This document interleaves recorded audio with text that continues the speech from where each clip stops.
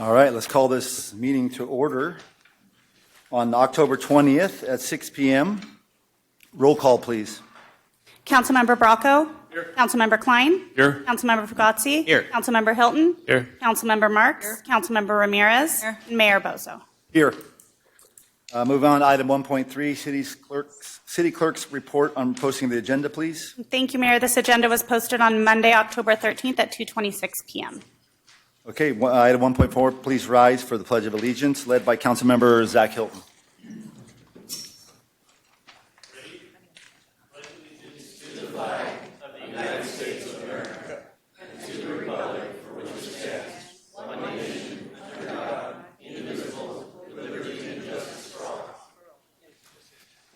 Please have a seat. We have no invocation this evening. Item number 1.6 is orders of the day. Item number 7.3, environmental services update and statewide trash provisions will be continued without a date certain, so that's pulled from the agenda today, this evening. And jumping right to item 1.7, we have a lot of employee introductions this evening. So I will turn it over to Public Works Director first, John Dowdy. Go ahead. Sorry. Heath, sorry about that. He has one. Goodness, I'm first for once. Thank you, Mayor, council members, and community. Nisha, come on up here. I'm pleased to introduce our new city engineer, Nisha Patel. Nisha has a bachelor's of science from the University of Florida, so I guess they just fired their head football coach recently. She comes with extensive background in civil engineering, 10 years in the private sector doing development-related subdivision work, and 18 in the public sector environment, which included city engineer work as well as public works director roles with it. Nisha is residing in Morgan Hill, there with her 1-year-old mini Bernedoodle, and she likes to go out with the Bernedoodle walks around the community and up in the hills. With that, Nisha.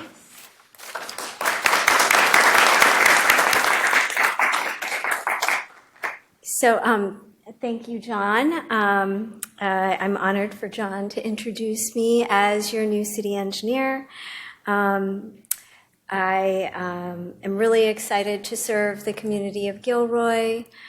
I'm really excited to be here. I'm really excited to contribute to the growth, safety, and sustainability of your infrastructure, as well as expand on your development. I like to be proactive with my communication with the residents and the council members. So I'm looking forward to working with you all on your priority projects. And again, thank you for the warm welcome. And for the last week and a half, I've just been getting situated, and I'm just ready to get working. So thank you. Thank you very much. Okay, next, Heath McMahon, Utilities Director. You have quite a few introductions. Yes, sir. All right. Good evening, Mayor, members of the City Council, and public. We have 6 new employees to introduce to you. We're excited to have this new group on the team. 5 are within the water section on the maintenance worker side, and 1 engineer for the CIP program. They're a very talented group joining our team, and looking forward to the great things they're going to accomplish together moving forward in the days ahead. So I'm going to start with Lance Malatka. He has joined us as a maintenance worker on the water team. Lance brings 14 years experience in crane operations, rigging, and heavy equipment handling. He's worked with companies such as Reeve Trucking, Dock Bailey Construction, Toucan Crane, where he's operated everything from boom trucks and flatbeds to rough terrain and carry deck cranes. In addition to his operational expertise, Lance also served as a practical exam trainer for the National Commission for Certification of Crane Operators, where he mentors operators in preparing for certification and holds numerous credentials, including a certified fixed and Sweden cab crane operator. He's got his Class A license. He's got forklift certifications in rough terrain and in warehouse, and signal and rigger training. Outside of work, Lance is deeply involved in the community as a Pop Warner football coach and helps organize local fundraisers like golf tournament and the biennial spaghetti dinner for St. Mary's School of Gilroy. Please welcome Lance to the City of Gilroy.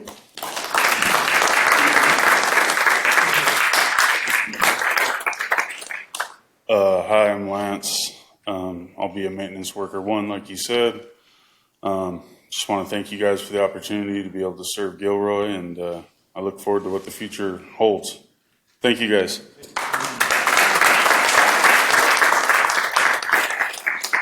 All right, next up we have Luis Castro. Luis comes to us with hands-on experience from San Jose Water Company, where he was responsible for repairing leaks and installing mains and service lines. This direct experience in water construction methods has already allowed him to jump in and provide a positive impact on our maintenance and our construction efforts. He's lived in Gilroy for the last 5 years, has a 2-year-old daughter, and enjoys playing soccer, baseball, and going fishing. Please welcome Luis.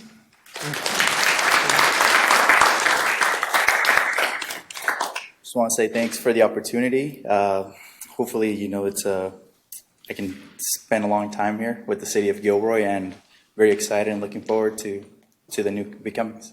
Thank you. All right, next up we have Daniel Ramirez. Daniel brings a background in water treatment and plumbing services with hands-on experience at Evoqua Water Technologies and Culligan Water, where he maintained reverse osmosis and deionization systems, diagnosed and repaired water softeners. He also spent nearly a decade as a plumber's assistant at Performance Plumbing Systems. He holds certifications in water and gas piping and is currently pursuing his AA degree at De Anza College. He also completed a grand diploma in culinary arts from the International Culinary Center and even worked as in a Michelin-starred kitchen. So I'm going to be tapping you at our next barbecue, I think, there, pal. Step it up a notch. But outside of work, Daniel enjoys playing and listening to music and is practicing to become a master on the guitar. He also enjoys playing basketball and watching the Golden State Warrior games, most of all spending time with his family and friends. Please welcome Daniel Ramirez. Hi, my name is Daniel Ramirez. I just want to say thank you for the opportunity to work for the city of Gilroy. I'm honored and very grateful to be here with everybody. And yeah. All right, next up we have Anthony Valdivia. Anthony brings over 5 years of construction experience with a strong background in excavation, grading, and demolition. While at Joseph A. Albanese Construction in Santa Clara, he contributed to large-scale capital projects involving cement masonry, concrete finishing, rebar installation, and the like. As a Gilroy resident himself, Anthony is excited to give back to the community he calls home, and we're confident his expertise and dedication will make him a great addition to the team. Welcome, Anthony.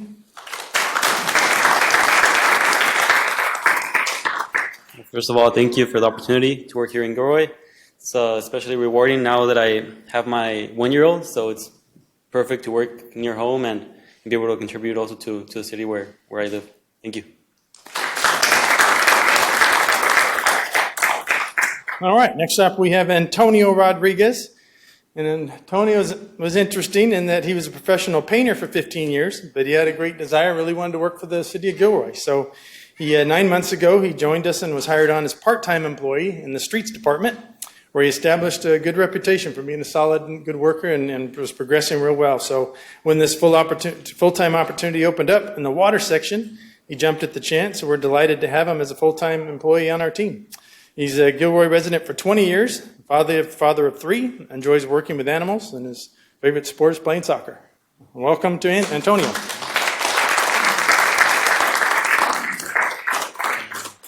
Good afternoon. I just want to say thank you for the opportunity.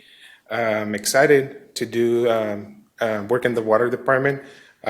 This is a new opportunity for me to learn a new trade, and just looking forward to work many years here in Gilroy. Okay. Thank you.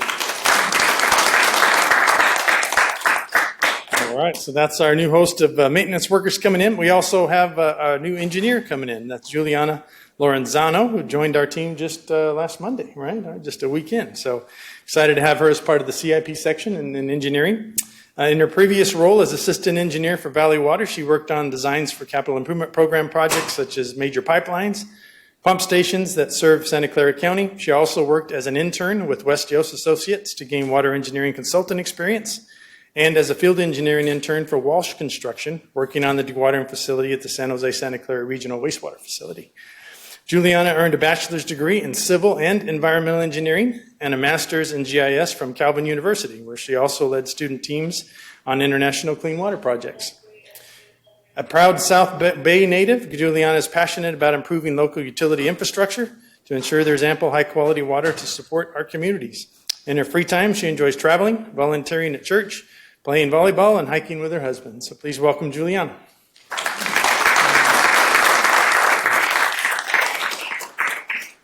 Hi, I'm Juliana Lorenzano, and I just want to say thank you for this opportunity, and I'm really excited to serve the city of Gilroy.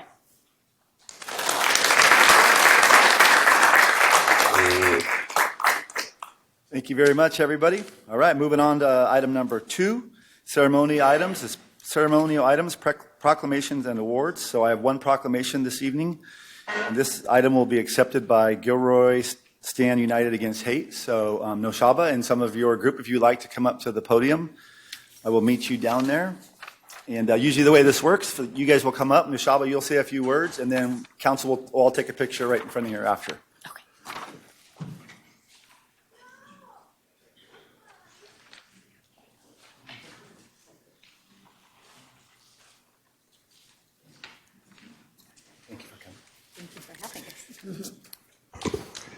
Okay, City of Gilroy proclamation. Whereas the United States is a nation of immigrants whose strength comes from its diversity, and the Constitution enshrines equality on all individuals, regardless of race, gender, orientation, religion, or political views. And whereas the City of Gilroy wishes to affirm its commitment to the well-being and safety of all its diverse communities, including Indigenous and people of color, Asian American Pacific Islanders, LGBTQ, immigrants, unhoused, all religion communities, and whereas, due to the history of violence against all communities mentioned here, with this proclamation, we must work together to create community-centered solutions. Whereas, the City of Gilroy stands together with our diverse communities and calls on all constituents and leaders to join us in condemning harassment and attacks and renewing our commitment to speak out against such attacks, defend and protect those targeted, and seek out those and hold accountable those who commit hate crimes against any members of our community. Now, therefore, I, Greg Bozo, Mayor of the City of Gilroy, on the 20th day of October 2025, together with my colleagues on the City Council, do hereby proclaim October 19th through 25th, 2025 as Stand United Against Hate Week. Thank you.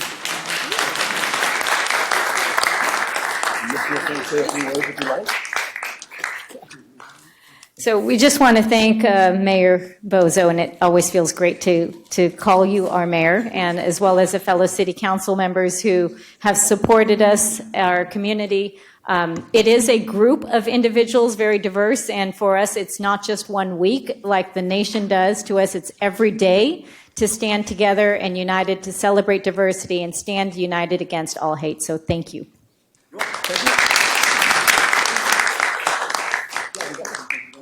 Come on down, please.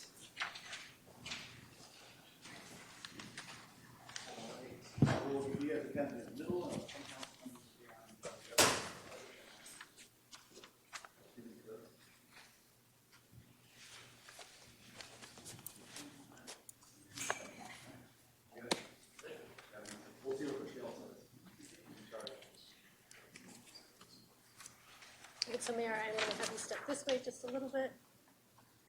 Good. I'll you guys settle in. All right. You ready? I'm going to have you look here first. 1, 2, 3. Good. Did you want to have you look at this gentleman here? All right. All right.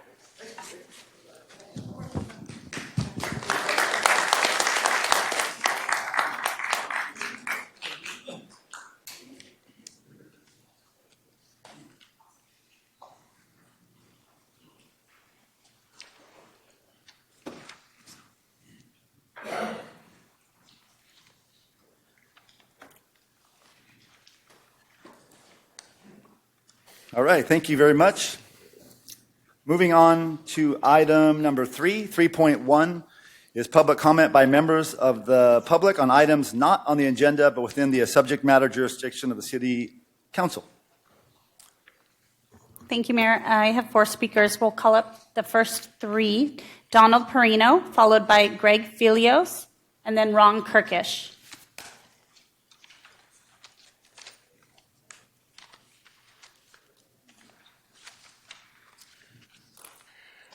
Thank you. Mayor Gregg, Police Chief in Gilroy, and all the City Council. Mine's old news about the Gilroy Garlic Festival. Back in '79, Greg was in his father's booth, Sam Bozel, and my nephew Larry Prino and my late brother Robert Prino went to it down in Bloomfield, and I didn't know about it. And you did such a great job. You became president of the Garlic Festival. So did you, Tom. And you're the sister city person that goes with Japan. That's great. And that has made Gilroy on the map. Wherever I go, I say Gilroy. They know about Gilroy Garlic Festival.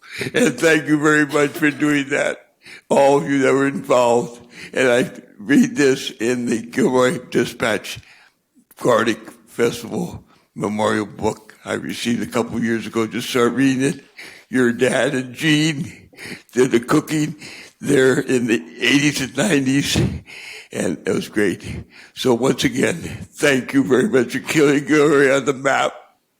Thank you, Donald.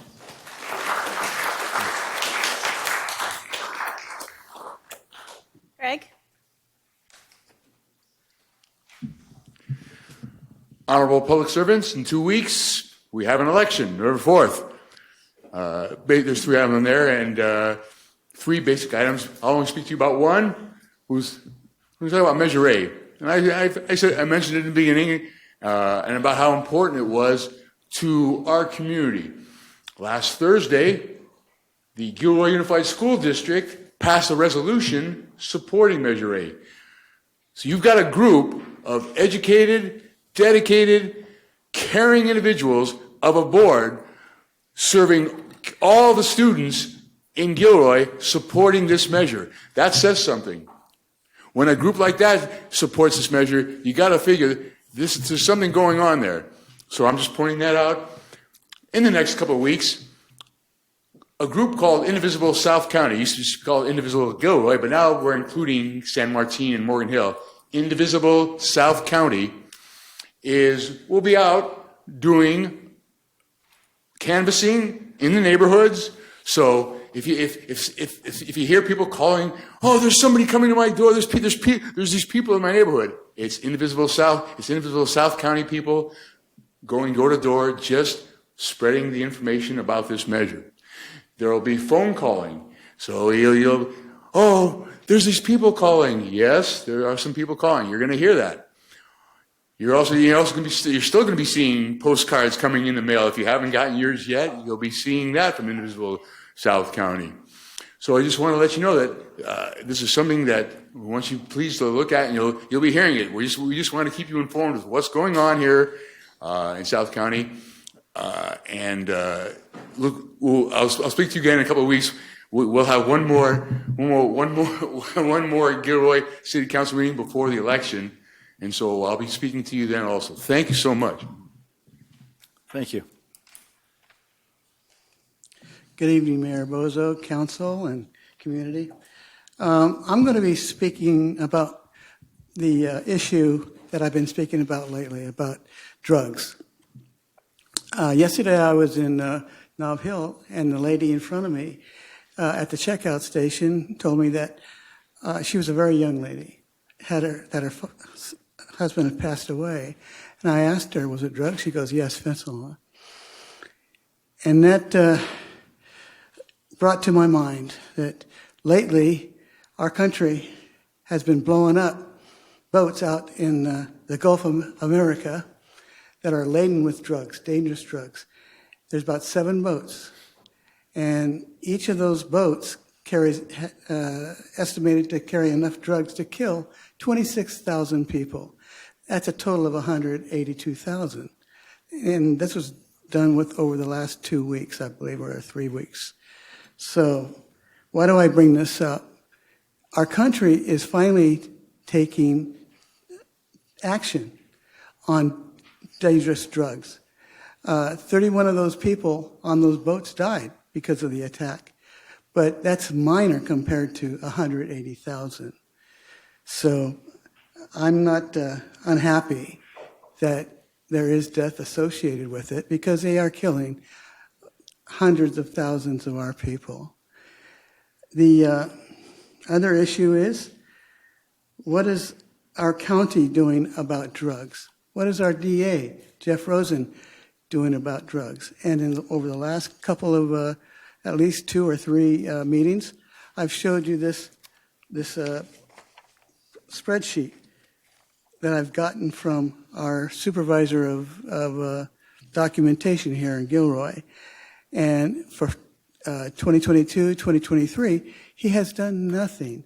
All of the referrals, criminal referrals, have been rejected by him. So our country is trying to do something, but he's doing nothing. That should tell us a story. We need to light a fire under his rear end. So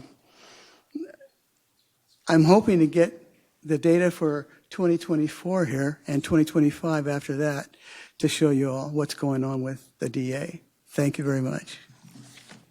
Thank you. Final speaker coming up? Jody Barr. We will have one additional speaker after Jody. Hi, I'm Jody Barr from the American Association of University Women, and I just wanted to see how many members we have here.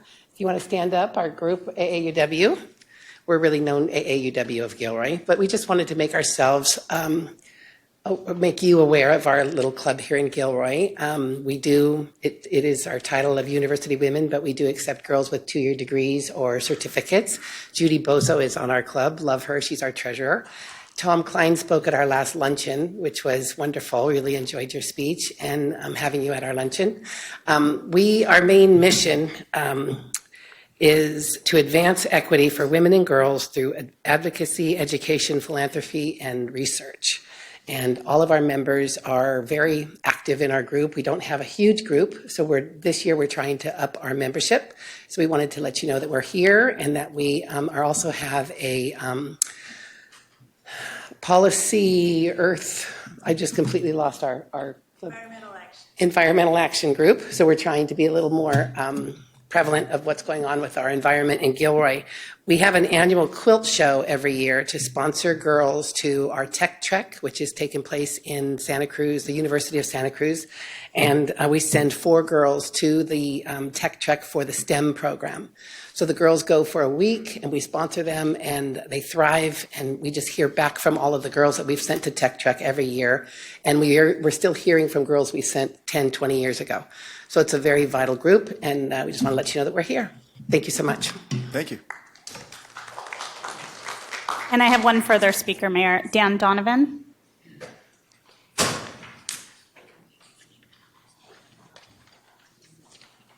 Mr. Mayor, City Council, you're probably going to get sick of seeing me tonight.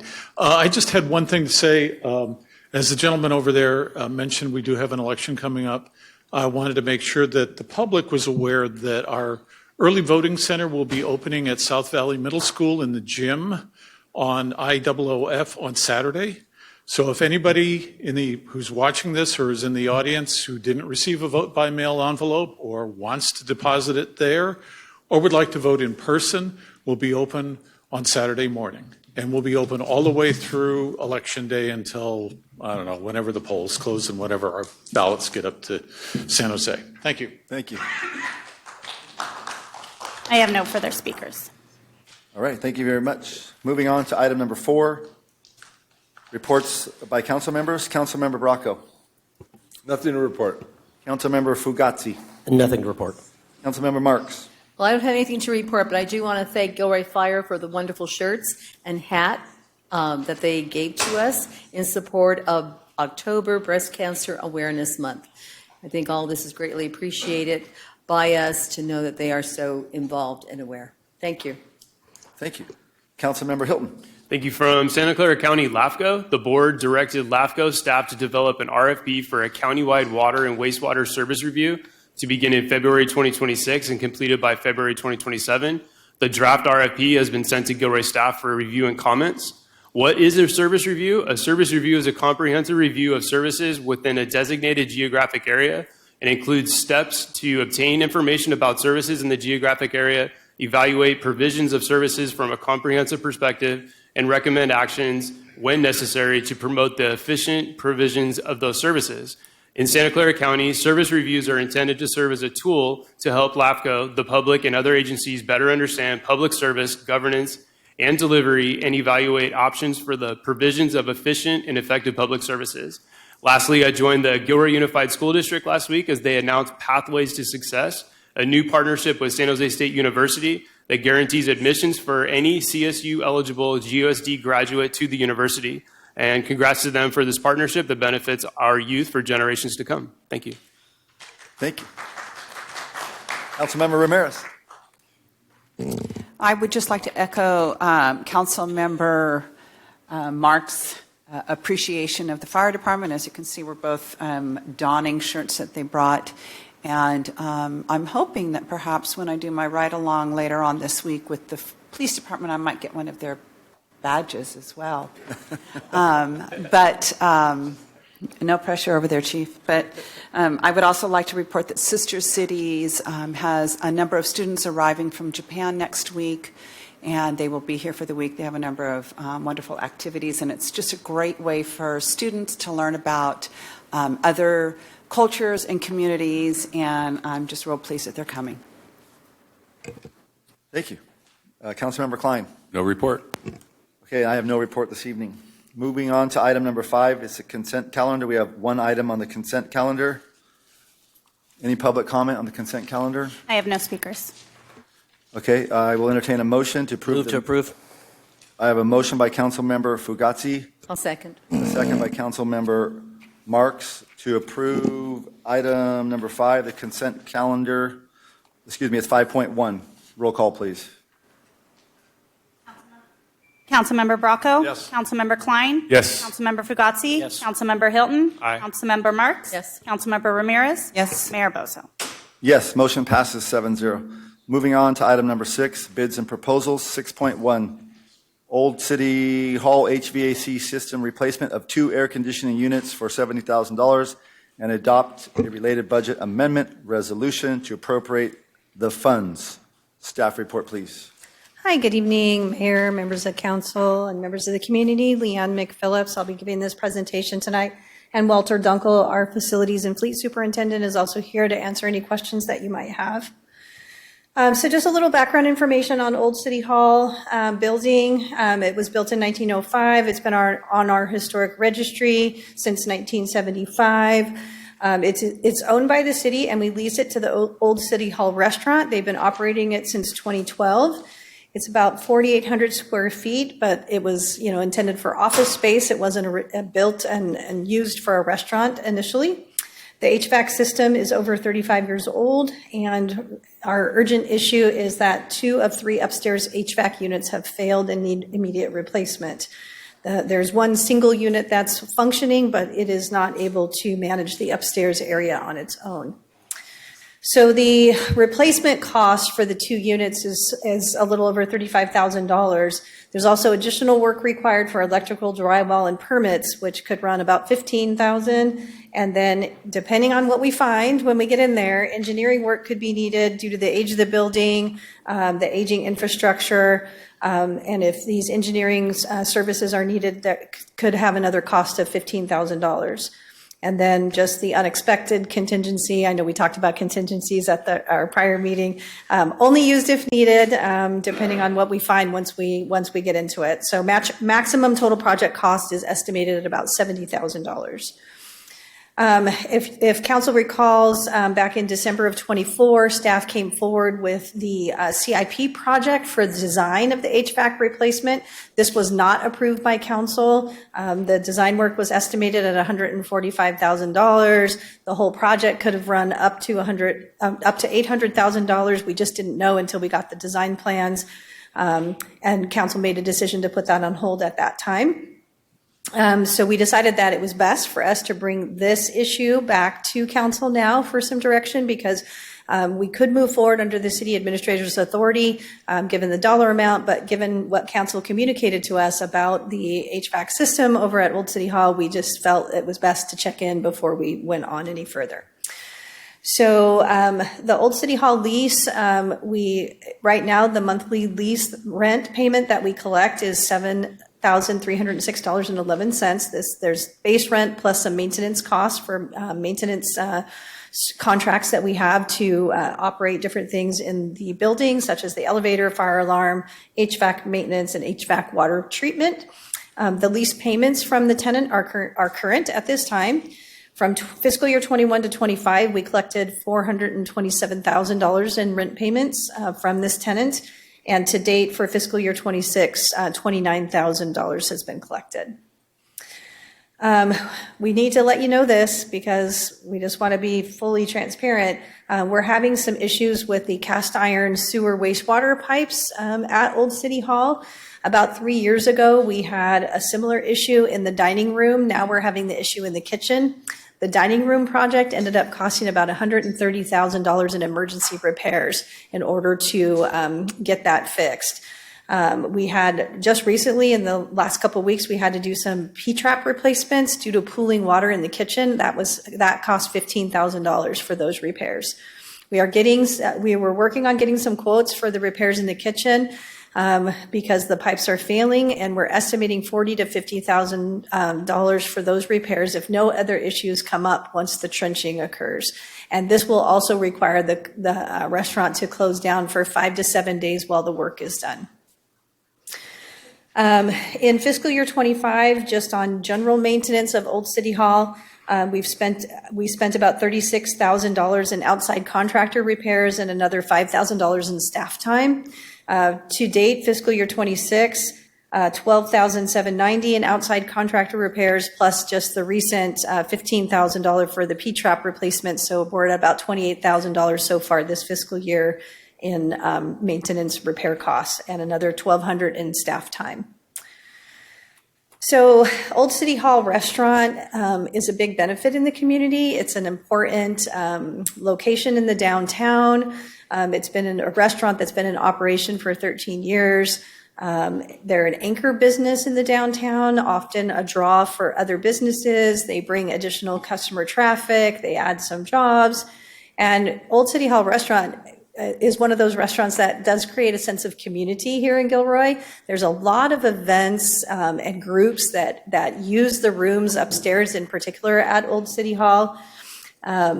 And so there's a lot of group meetings, there's community events and fundraisers, there's private events such as weddings and other family and group gatherings. So Old City Hall is well known, and it's a favorite restaurant of many people who reside in our community. And they've been successful and survived through the COVID pandemic, and we would like to see them to be successful, but we also want to be upfront about what the costs are to have a restaurant in this building.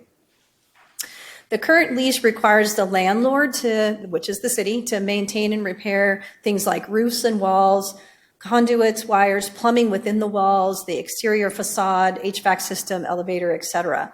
The tenant is required to maintain and keep in good order the interior walls, landscaping, sidewalks within the boundaries of the premises, the parking area, electrical and plumbing systems, fire extinguisher and fire alarm, downspouts, gutters, etc.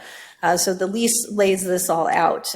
But when we start digging into, the HVAC units or the flooring to get to cast iron pipes, that returns back to us as the landlord. There are some things that we can consider with respect to this lease. Currently, the lease is on a month-to-month cycle. And we must, honor those landlord and tenant requirements because we do have a valid lease in place that we are honoring. We do have some options to update the lease in the future where we could shift some or all of the repair costs to the tenant, increase the monthly rent. Commercial restaurant lease cost in Gilroy is approximately $27 per square foot per year. So the revenue we could be collecting, if we look at the market, is around $129,000, $130,000. And right now, on an annualized basis, based on this rent that we're collecting right now, about $88,000. We would need further discussion with the old City Hall tenants about, what is their current fiscal condition? Could they, would they be able to bear any additional costs? Are there any plans to sell this business? At one point, they were looking to sell the business, and then they backed away from that. And we would want to look at long-term lease options because I think there's areas of this building that are going to continue to fail, and we're going to continue to have these kinds of costs. To move forward with the project, it's like I said, it's about $70,000. It would be paid from the facilities fund balance, which is currently sitting at about $2.5 million. A budget amendment would be required for this because we didn't plan for this work in the current budget, and we don't have the additional funds available. So if we do decide to move forward, we would need the council to approve that budget amendment resolution to appropriate the $70,000 for this project. We may be back to you when we get additional information if the cast iron pipe issue gets much worse. We may have to be back for additional authority and an additional budget amendment related to that. So staff is recommending that we we're asking for direction to move forward with the replacement of the HVAC units. Again, that's $70,000. Sorry, missing a zero. Then the budget amendment resolution would need to be approved. We'll further look at this cast iron pipe issue. Like I said, we may be back. If this is approved by council, we'll get additional quotes for the 2 HVAC unit replacements. We'll finalize an agreement with our selected contractor. We'll schedule the work with the contractor. There may be some lead time in order to order the equipment that we need to do the work. And happy to answer any questions that council may have. Councilmember Fugazi. Thank you for putting all this together. It's much more comprehensive than the last time, and it's much appreciated with all the detail that's included here. One correction from the last time it was presented was the rental amount, which I believe was stated at $2,500 to $3,000. I just want to make sure the public understands that was part of our decision-making process before as well, was based around that, but now we see it's at a different level. So with these particular repairs, even if we had gone forward with the request prior, we would still be in this position though, right? Because we wouldn't have been able to get to that. When did they fail? It was probably 2-3 months ago. Yeah. About 3 months ago. So they've been suffering already then? They've been suffering already. Okay. And your report says that the rent is currently competitive. What exactly do you determine as competitive? You mean Well, it's lower? competitive to the tenant that's in the building. It's very competitive for them because it's below market. Okay, that's So what I was trying to get that's at. what So I you was- feel it's below market? Yes. What it's currently rented at? Yes. Do you feel it's being maintained at a level that a property owner would expect a tenant to maintain the property? Well, restaurants are can be very volatile and sensitive to what's going on in the economy. So, I think we've offered a competitive rent to keep a tenant in there, a long-term successful tenant.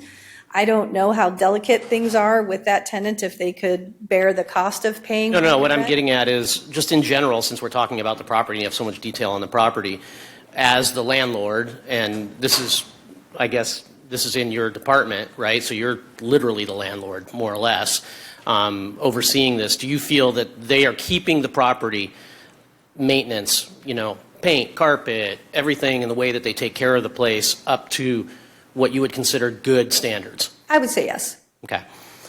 And and this is another thing because it came up since we had the kind of misunderstanding on the rent. Do each of our properties have like a property record book that we keep all of the records, the information, everything? Because like I have a rental property and everything goes in there, the tenant information, everything, such that it could be easily referenced and reviewed. Mm-hmm. Not that I'm familiar with, but we have a place where we store leases in general, and then, Walter, correct me if I'm wrong, but facilities maintains a file, maintenance file on each property. So that if there, we have records related to the work that was performed at that property, how much we paid for that work, who did that work, et cetera. Is that right? Yeah. And the last question, if we approve this, how soon will they be doing the work on the property? Well, we have to get 2 more quotes because our Okay. purchasing process requires us to obtain 3 quotes. We got 1 just because we wanted to see what we were looking at, and then when we saw that, we said, okay, let's check in with council before we spend any more staff time on this. So we need to get 2 more quotes, or at least attempt to get 2 more quotes, and then we have to do a contract with the contractor selected to do the work, and there might be lead time for ordering the HVAC units. So I would say 30 to 60 days. Okay, would be thank you. a reasonable period of time. Councilmember Marks. Yes. Old City Hall is really like a jewel to this city. Yeah. And even though they might be paying a little under in rent, I can think of no other restaurants in Gilroy that give as much to the community as these 2 owners do. And to me, you have to balance this out. We've had other restaurants in that building that have failed. I would never want us to sell that building because it is a very special building, and I trust the city to always maintain it. What you presented tonight as far as repairs, that's normal. If any of you own property and you rent it out, you have those expenses no matter what. So that is just what normally happens. I have no problem with funding this HVAC project. Sooner the better. And we're here to protect them. Thank you. Thank you. Councilmember Klein. With the other issue with the pipes and the floor, would it be, I know we have to consider this first, but should we, consider that as part of this action now, and so that you don't have to come back to us? Well, that's not on the agenda for tonight, Oh, so we can't okay. really do Well, that. I figured I'd And ask the it's question. kind of evolving right now, so we're trying to peel back the layers of the onion and get all of our details and figure out where we're at. But understand. we put this in motion to address this particular issue, and then as that was happening, this other thing happened. And so we just wanted to be upfront with council so that you were aware of that and weren't surprised by it if we're back here needing additional funding. Okay. Well, again, I would agree with Councilmember Marks about, I think all of us would say the same thing about Old City Hall and just what they do in the community. Right. All the events that are there continually. Bobby and Fran do a great job. Fran, the Woman of the Year, great lady. So I really appreciate them. Yeah, and we should look to a longer-term lease and not just be on a month-to-month. So we can, that could be something that council directs staff to work on. So no further questions. We'll go to public comment. I'm sorry. Sorry. Go ahead. I don't have it on my computer. Sorry. Okay, so thank you. I'm getting just a quick question. My understanding is it is our responsibility as landlord to maintain the HVAC system. Correct. So this is really a formality, if you will, because we really are obligated. We really are obligated. Contractually. Yes. To pay for this. Okay, so I have no problem with doing that. I agree with everything said about Fran and this business. I also kind of got the impression, which I appreciate, that with the pipes and things like that, and just kind of the presentation in its entirety was kind of asking us to look at this not just as a HVAC situation, but okay, we own this building. This building is old. You guys need to understand that there's stuff involved in that. There is stuff involved, and it wasn't built for a restaurant. It wasn't built for a restaurant. So that wear and tear and use of the systems within the already aging building, just adds to. Right. Yeah. So I forget which one of the other council members mentioned it, but I do agree that the intrinsic value of this, not just the business, but the building itself in terms of downtown and the draw that both, the character of the building lends to the atmosphere of the downtown that we're creating, as well as the business. While I think it is prudent for us to look at how it's impacting us on a financial basis, I would rather, personally, I would rather just say we're contractually obligated.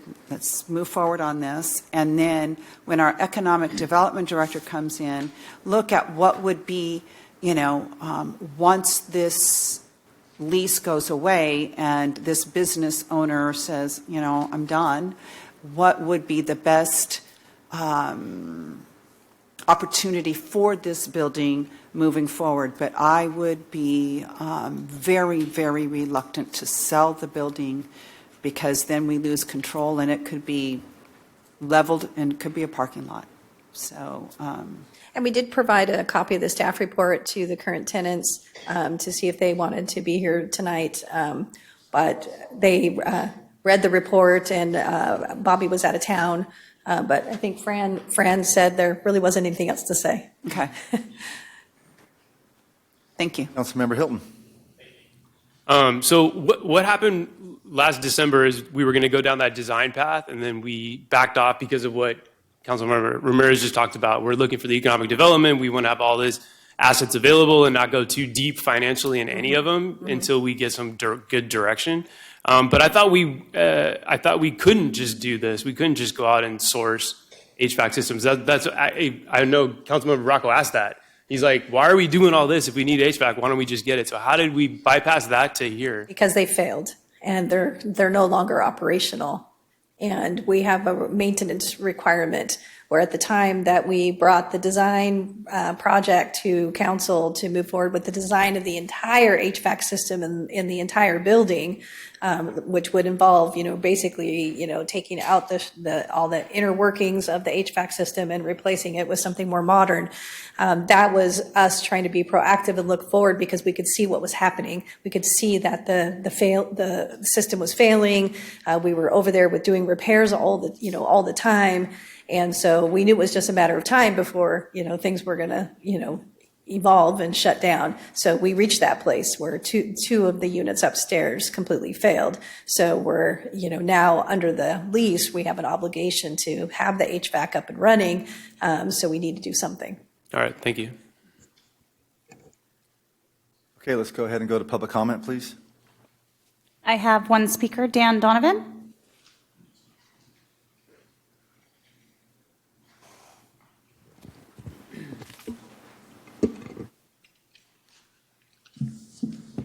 So as you might expect, I am in favor of this, as I guess a couple of the council members I saw yesterday at the Gilroy Historical Society meeting, and the mayor's father and mother were there, I believe. It's a fairly small expenditure when you kind of look at the total budget that the staff was recommending earlier. It's a landmark building. It's old. And just like every other old building, it needs a lot of maintenance. So I would ask the council to approve this expenditure. Thank you. Thank you. I have no further speakers. Okay, thank you. Want to go ahead? Just real quick, thank you, Mayor. One of the things as interim the council has asked me to do is look into some of the current organizational structure and some of the systems to determine where there might be the need for some improvements. And as hard as your staff is working, there are some areas that need to be addressed. I have spoken with a couple of the council members. One area is into your assets and your leases. And staff did inform me this week that there have been some early discussions on that, but it didn't really come to fruition because of other priorities. So definitely I concur that the time has come where there is a need, if we can work it into the priority list, to really sit down and look at your assets. I call them leases, but they're assets because there's different types. And really determine which ones make sense to utilize where it's a benefit of the community, aka an asset, intrinsic asset, versus those which make sense to act as a landlord, but it should be neutral relative to the cost of the city, but it's still best for the city, and those that you just need to get out of. And I have to compliment the staff, because some of these situations, like the leases, when you have I think COVID had a lot to do with it. They started just looking who could manage that lease. And so now you have them kind of spread around several different departments, and staff is doing their best to manage those, but there is a need to get comprehensive council policy direction on those, and make some decisions on it. So I'm hoping that can, with your new city administrator, can get that worked into the priority list. Thank you. And I'll second. Okay, so let's be clear here. We have sort of two items, so please hold that thought for a second. We have two items. One is provide general direction regarding high-cost repairs and maintenance for Old City Hall. So are there any comments about that? Because we're just giving direction on that. That's not a motion. Are there any comments? I know there was already comments. Any further comments about that? I'll add one thing and maybe the majority thinks about this, is that I still want to wait for our economic development director to get in place to find out what we are going to do, the same thing you just talked about. So I'm fine with making repairs when they break. Obviously, that's why we're here today. That makes sense. But to have like this, this building up and we're going to keep adding stuff, and now we want to spend more staff time on the design and all that kind of stuff, I'm not in favor of that. Yeah, I agree with Councilmember Hilton on that, and as well as any new kind of agreements and ways that tie up these assets, similar to how the Willie House basically got tied up earlier this year. We need to wait, I think, until we have those new staff in place so we can make the best decisions possible, all of that. Any further comments? So I'll finish with a comment. Regarding general direction of the high costs, of course, as a landlord, we are responsible for the costs that are being incurred that are on the contract that we're obligated to do so. So I think for direction, possibly I would like to see a little bit of forecast, if possibly, about what might be coming our way, right? And as The only immediate item that we're aware of is the failing cast iron pipes in the kitchen. Sure. So sometimes these are things that kind of surprise us as well, because, they're hidden underground, and until there's a problem, we don't necessarily know about it. We try to do regular inspections of the building to identify things that might be looking not so good. And Fran and Bobby are really good about letting us know if something's not working right. Right, so I'll finish with my comments then. As much as we all like Fran and Bobby, I do also want to say let's be careful about not living up to our fiduciary responsibility, is that this is a asset of our community and that we should be looking at what is market value. I'm not saying that we need to write a lease for them, that market value, but we should be considering not only market value, but some of these things that are breaking are based on the use. And that's the use of their business. So let's not let that escape us when we're considering, providing direction regarding high cost repairs. The repairs are because it's getting used. So I think, go ahead. Yeah, and if, in the future, maybe perhaps such as what Councilmember Hilton is suggesting, when the new economic development director comes on board and we look at this building more globally, direction can be provided to staff on terms and parameters for renegotiating the lease. Okay. Then now I will go ahead and accept the motion from Councilmember Bracco and the second from Councilmember Marks to adopt a budget amendment resolution to increase the fiscal year 26 facilities budget by $70,000 to cover the cost to replace 2 HVAC units and complete associated installation and repairs. Roll call, please. Councilmember Bracco? Yes. Councilmember Klein? Yes. Councilmember Fugazi? Yes. Councilmember Hilton? Aye. Councilmember Marks? Yes. Councilmember Ramirez? Yes. Mayor Bozo? Yes, motion passes 7-0. Thank you very much. Moving on to item 6.2. Award a contract to McKim Corporation for $1,009,759 construction costs and $100,976 contingency for a total project cost of $1,110,735 for the fiscal year 26 sidewalk replacement program project. Take it away, John. Thank you, Mayor, council members, community. John Dowdy, Public Works Director.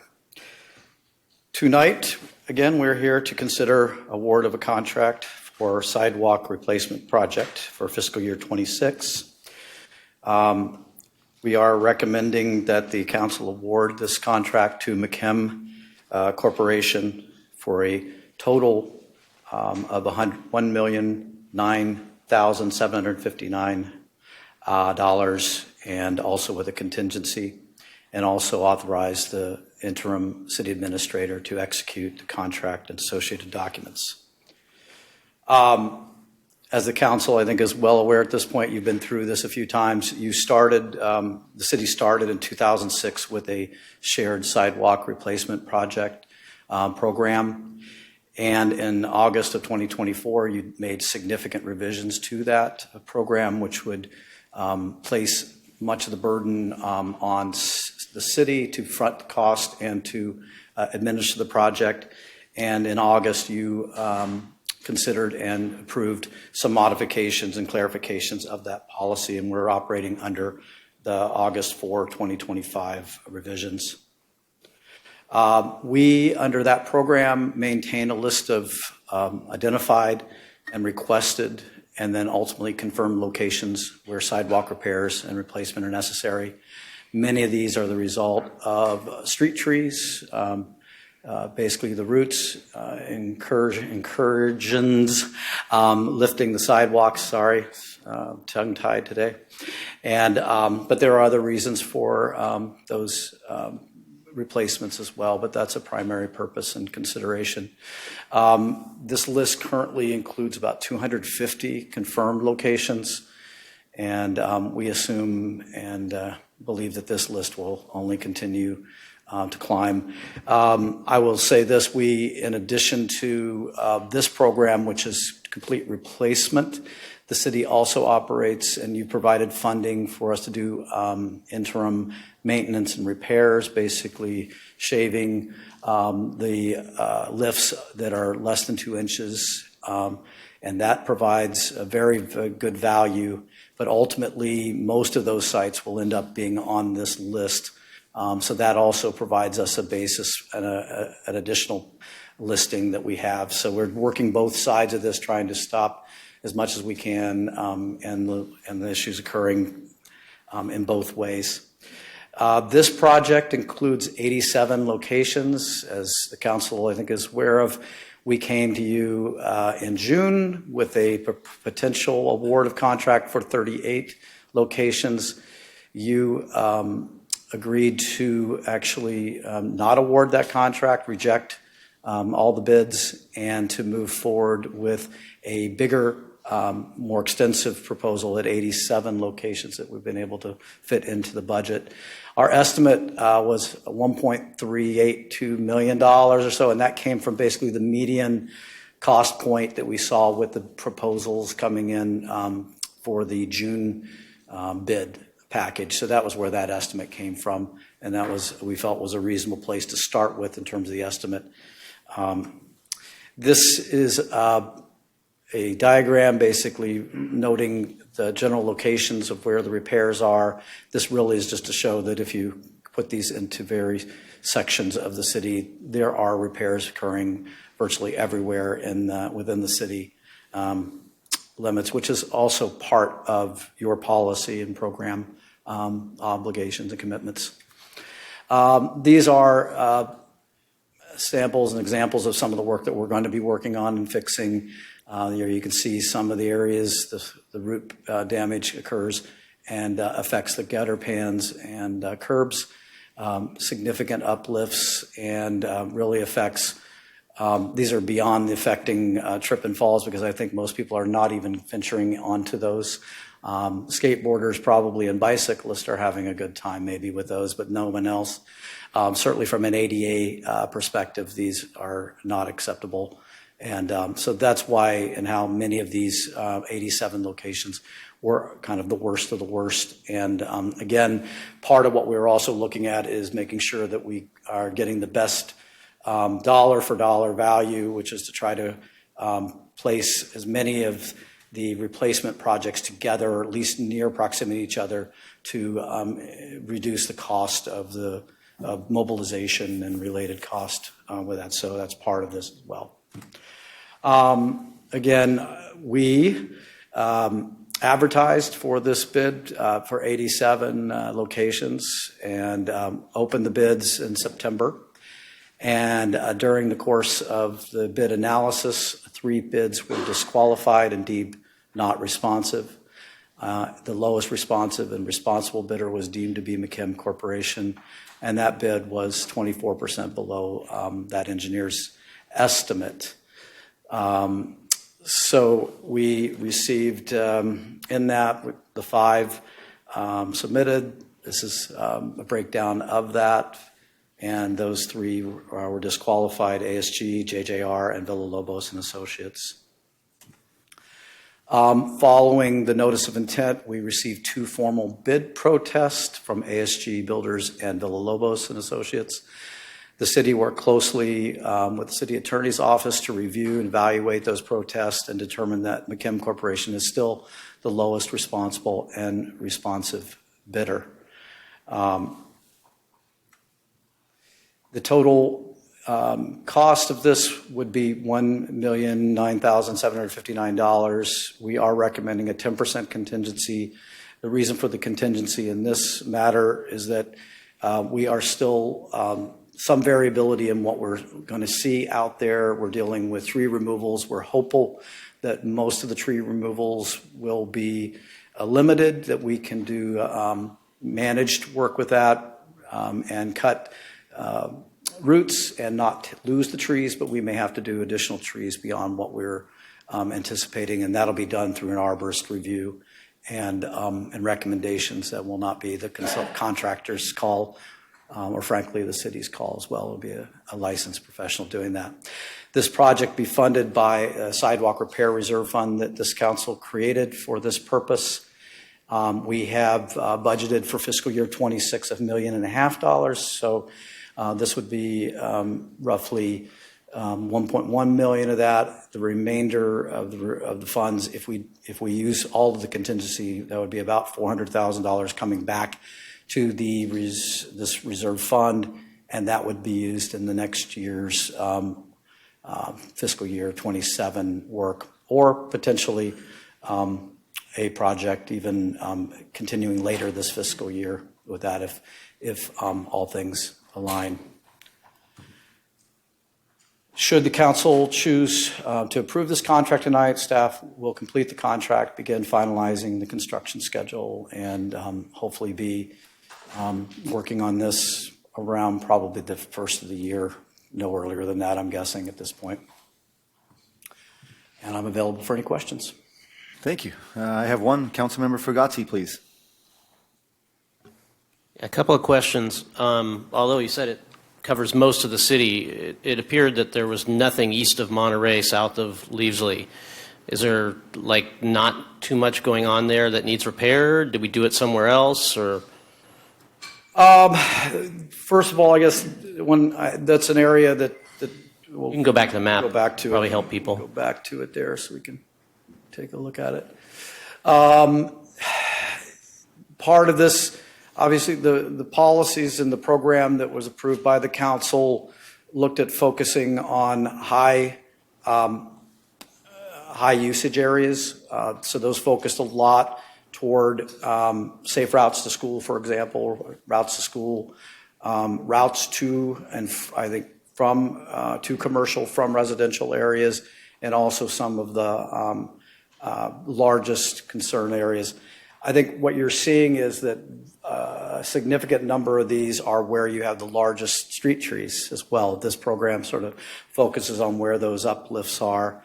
So you're confident that, for instance, from IOOF down to Murray and up and down Murray and all of those, because those are all obviously heavily trafficked for schools as well, are in good shape and don't need to be on this list?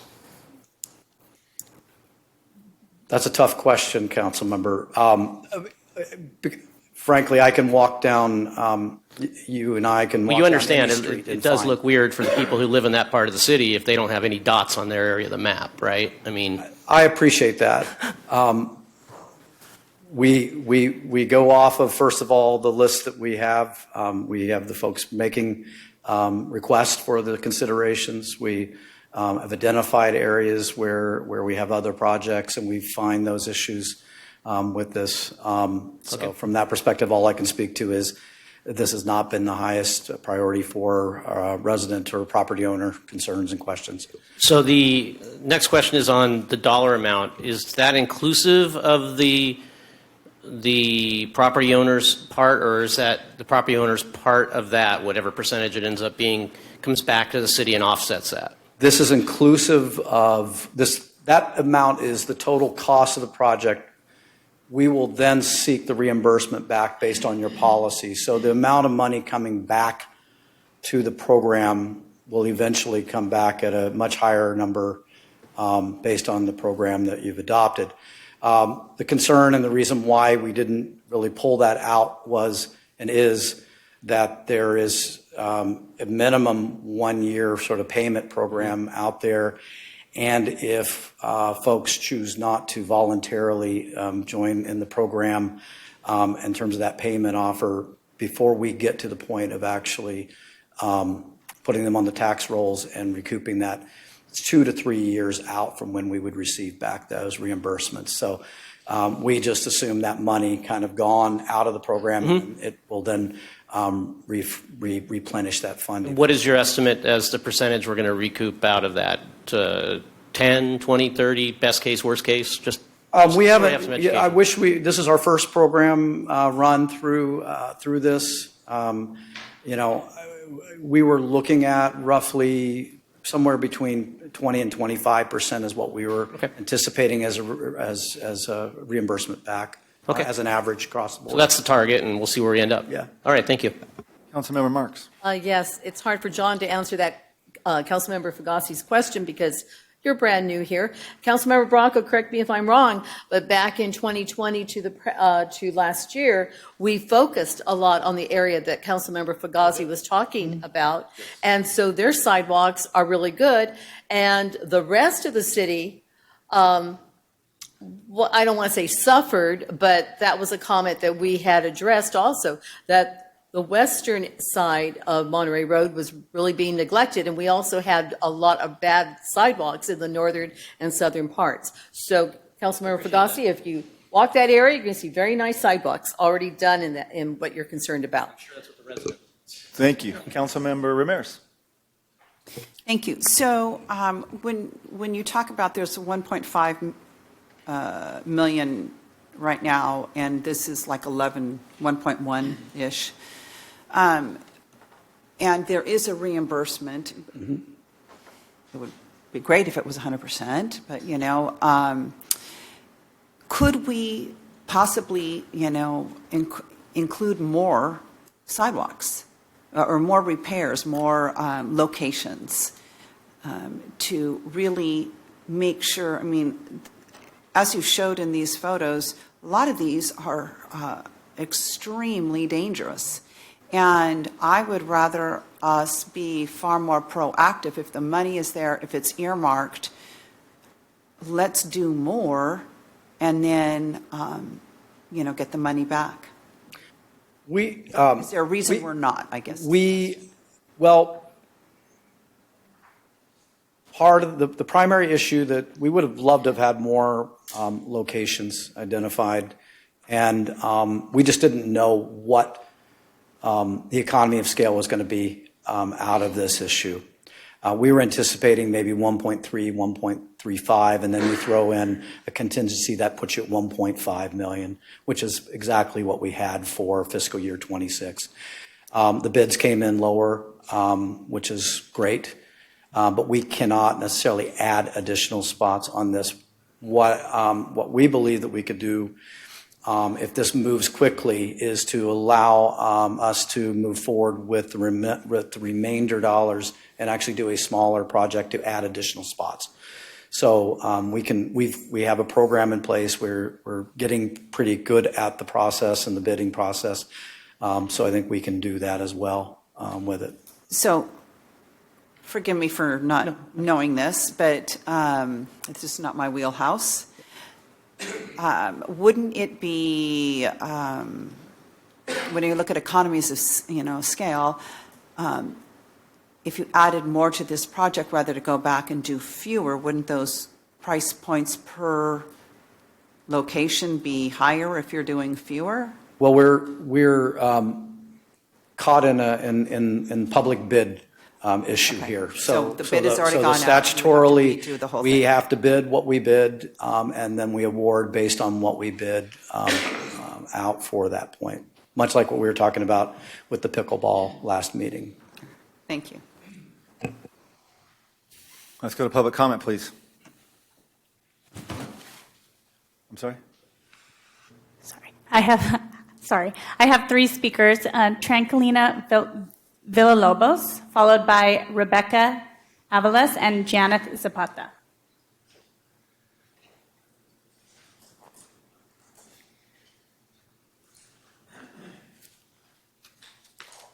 It's okay, we speak right here in the middle. That's okay.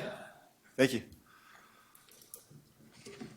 So hello, I'm Rebecca. I work for Villalobos and Associates. We were the lowest bidder.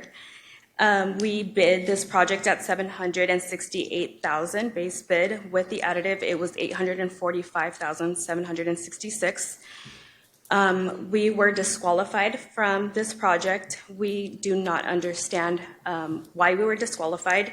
We supplied all the documents that we were instructed to supply, and the D49 license was not a requirement on the specifications. We'd like to ask City Council to reconsider and maybe put this project out for rebid. Hello, I'm the Vice President of Villalobos and Associates. We've completed 3 CIP and federal projects for the City of Gilroy, including in December and the starting of this year, 2025 January, which included sidewalk and curb ramps improvements. We believe that, since it's taxpayers' money, our bid was almost $240,000 lower than McKim's bid.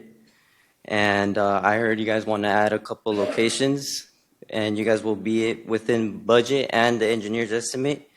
So there wasn't no specific reasoning why we got disqualified. We just got an email saying that we were disqualified, but not clearly saying why.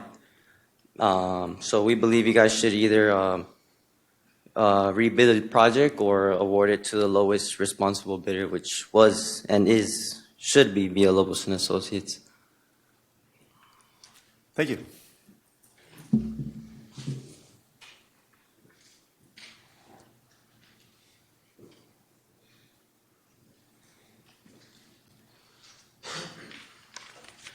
Hello. Hi, this is Janet. So I'm a Gilroy citizen. I've been a citizen for 5 years this October. So I was also looking at this, so I'm trying to get myself involved in all the activities that are happening in Gilroy in the city.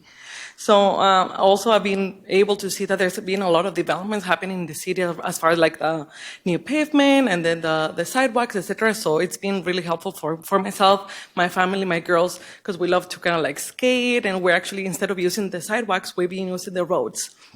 So when I was looking at this and also like trying to get myself familiar, when I look at the bids, as far as like, okay, disqualification, and there's like a presentation that was shown by the gentleman right here, I didn't really see kind of like a statement saying as far as how these folks were disqualified. And also we'll see in a delta of, for example, there's a budget of about $1.5 million assigned to this project. And I was kind of a little bit reciting to the comment that Councilor Ramirez was saying. If the bids are going outside not once, not twice, why we already know that there's additional budget, might as well just go ahead and kind of put more projects there, right? We have the Leafsley, and also on my side, I live more like towards like Christopher High School. There's a lot of sidewalks, there's a lot of trees are being affected. So for myself as a citizen, trying to understand what's the justification of us spending an additional $240,000 just looking at the lowest bid. What's the actual justification? Because I don't see it right here, and I wasn't able to also see it today during today's presentation. So I can just try to be mindful as far as like the tax money that's been put in on the budget that's been assigned to this, and just want to be able to kind of really see it outside in the streets, just for the family and everyone in the city to be able to take advantage of it. So that's the point. Just thank you. Thank you. I have one additional speaker, Ron Kirkish. Thank you, Mayor and City Clerk and electeds. I want to thank the lady in her friend. I'm not sure if it's her son or what, but that was an excellent thing that they did. They have done work for this city, and they came in cheap. I would like to know, why weren't they considered? If they can do the job, and they have already done it, what is the excuse why they weren't chosen and given a shot at it? They did come in low, a couple $100,000. So please, let's give them some attention and not ignore them. I think they deserve it. Thank you.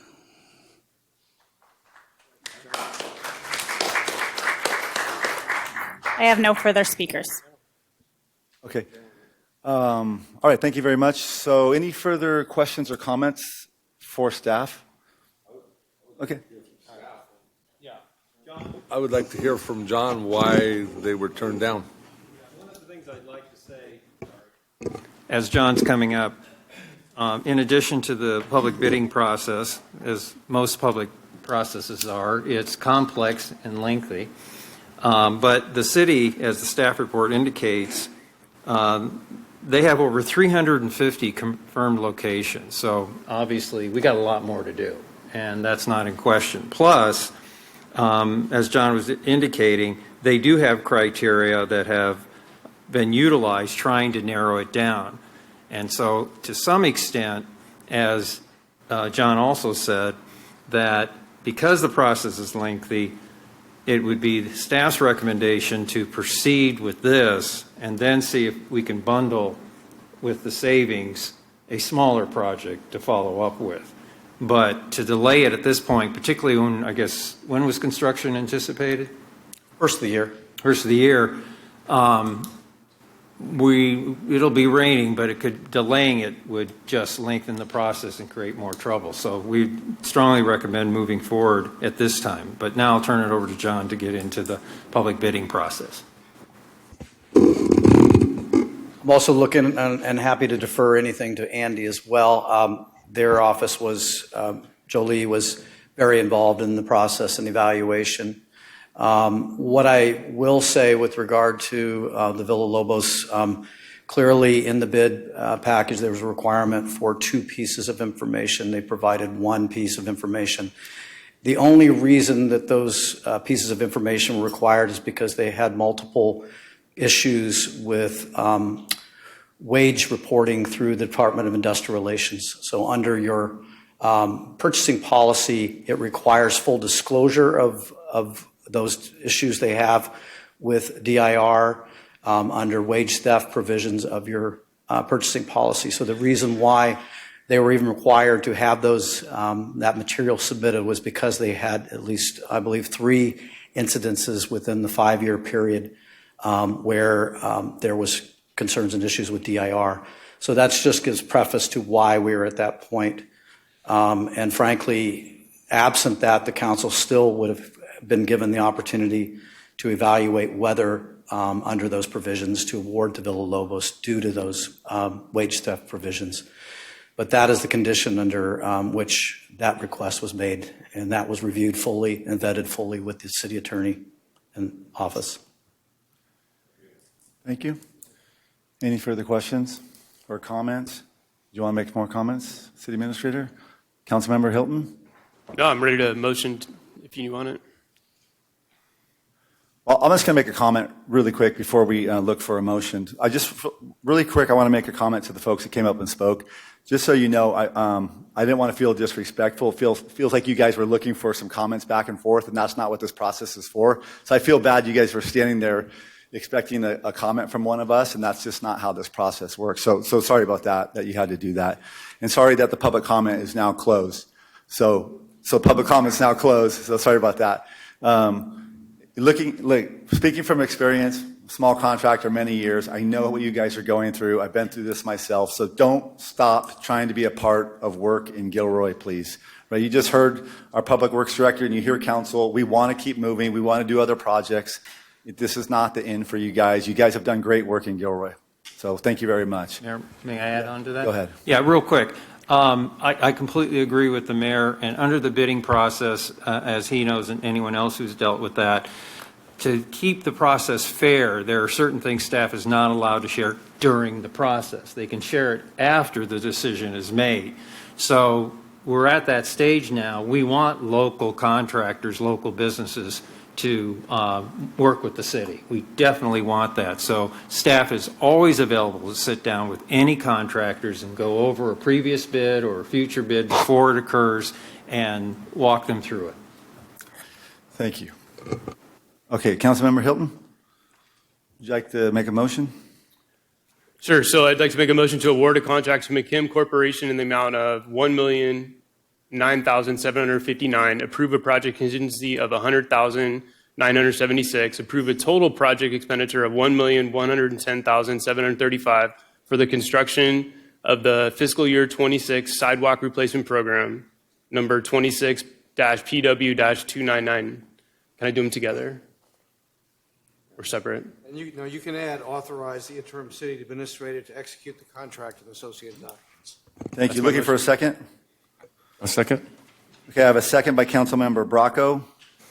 Roll call, please. Councilmember Bracco? Yes. Councilmember Klein? Yes. Councilmember Fugazi? Yes. Councilmember Hilton? Aye. Councilmember Marks? Yes. Councilmember Ramirez? Yes. Mayor Bozo? Yes, motion passes 7-0. Moving on to item number 7.1 is the introduction of new business. Receive preliminary fiscal year 2024-25 year-end financial report and adopt a budget amendment resolution. Staff report, please.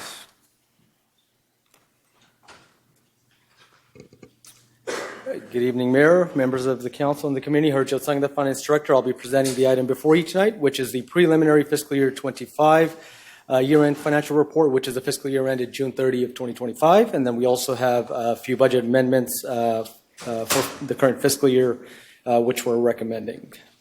Just some background, the city adopts a 2-year biennial budget. The fiscal year 25 was adopted as part of the fiscal year 24 and 25 biennial budget development process, which was back in June of 2023. And then since adoption on a quarterly basis, staff bring back financial update reports such as this one.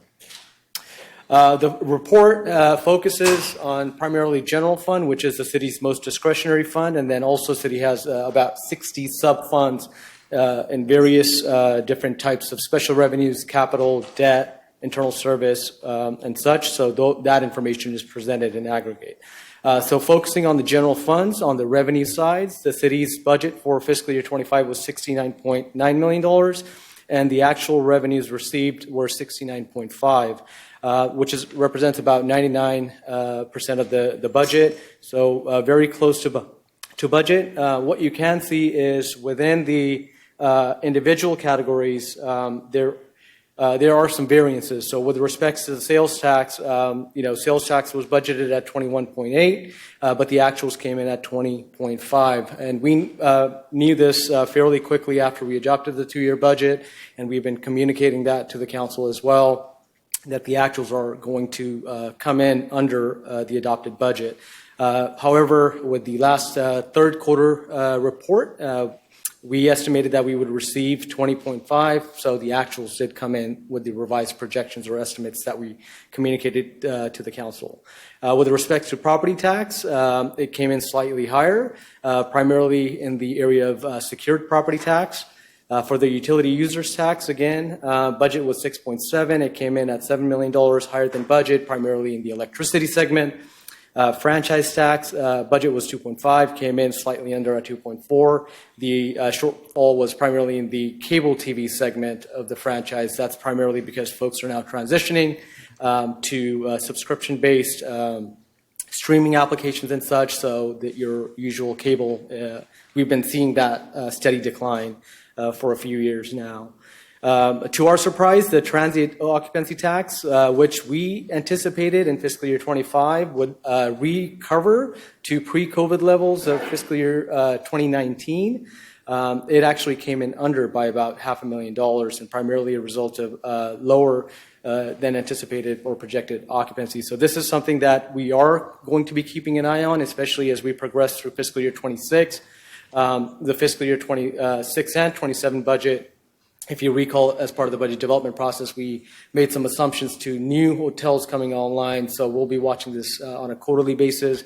With the Q2 fiscal year 26 report, we'll have the first quarterly reportings for fiscal year 26 because DOT is reported on a quarterly basis.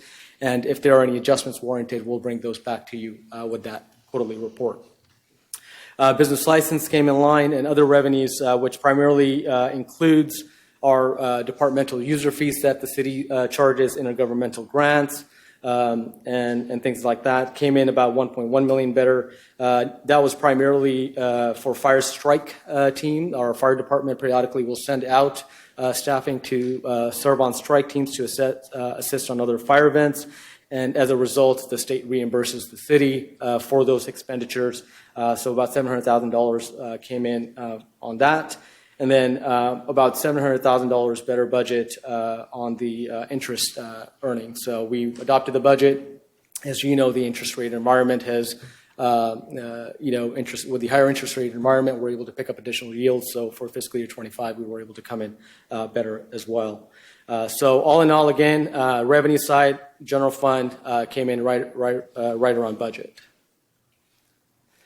On the expenditure side of things, we had a total general fund expenditure budget of $76.4 million, and the actuals, including encumbrances or commitments, came in about 75.1, representing about 98% of the budget spent. As you can tell, very similarly on individual departments or functions, primarily most of them came in budget or slightly under, with the exception of admin, fire, and other general government. And the primary reasons for exceeding budgets there were some unplanned items that were included within the administration. The city underwent a districting process earlier this year as part of the fiscal year 25. So all those legal fees and that process was accommodated by, offset by savings in other areas. So within the administration, obviously, we see that higher. And then, obviously, for fire, it's primarily related to the strike team deployment, that additional overtime that was incurred. It is reimbursable. We did receive the revenues for it that you saw on the revenue side. And then for the other general government, primarily, it is a writing off of an interfund loan. So a few years ago, the city council had established a parking management plan or parking management fund in anticipation of having a parking fee in downtown. A study was concluded, and the plan was if and when that program would be established, the revenues would help reimburse the city for that contract. The recommendations did not include a establishment of that program. So as such, at this point, our auditors did recommend that if there's no further activity, that you close out that fund. There were originally general fund dollars anyways that were set aside in that fund, so we're essentially writing it off because it's a different fiscal year. So that's what that primary component is for. And then there were some other improvements that the city made with respect to wayfinding signs and things of that nature. That were included in there. So all in all, with the general fund expenditures, the top line, we came in about $1.3 million under budget at the fund level. Focusing on the non-general fund, on the revenue side, in total, we had $124.8 million budgeted across the various fund types. And then the actuals through June 30th came in about $83.2 million, representing about 67%. Touching on a couple of those, within the special revenues fund types, which primarily includes our transportation-related grants, our PD grants, CDBG housing grants. The shortfall was primarily an assumption that was made in fiscal year 25 that the city would be leading the 10th Street Bridge widening project, and then we would receive a contribution from BTA, budgeted at about $3.6 million. This was the assumption back in 2023. Subsequent to that, there's actions been taken. BTA is actually leading the project.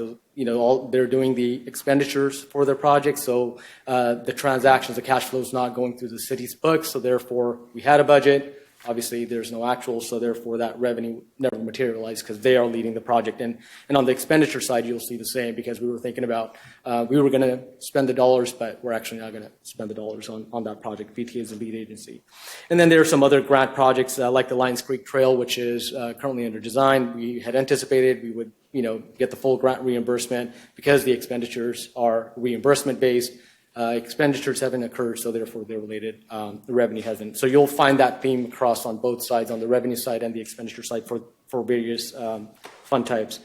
With respect to the capital and development, which is at 27, this had some significant projects that counted on either impact fees, revenues, or we had some reimbursement. So some examples I'll mention is within the capital and development projects funds, we have the fire station project revenue, the $3.6 million that we were anticipating we would receive by June 30, 2026.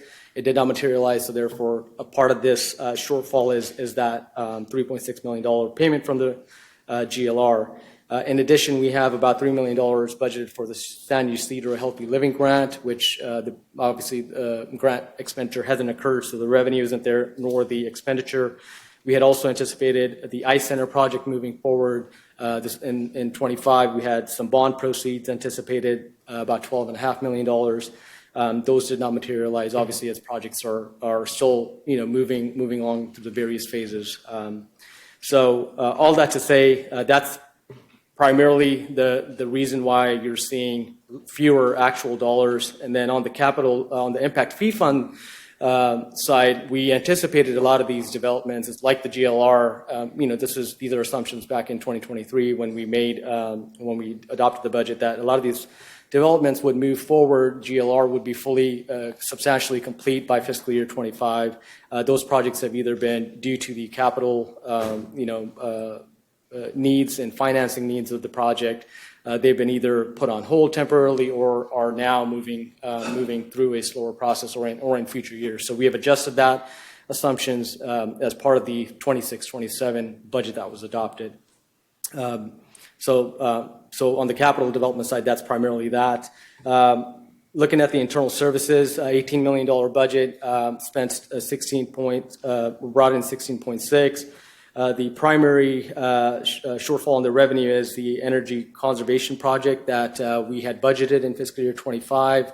We were supposed to get reimbursed by an agency. That reimbursement is no longer available, so therefore that project nor that reimbursement is going to materialize. So that's what that is for.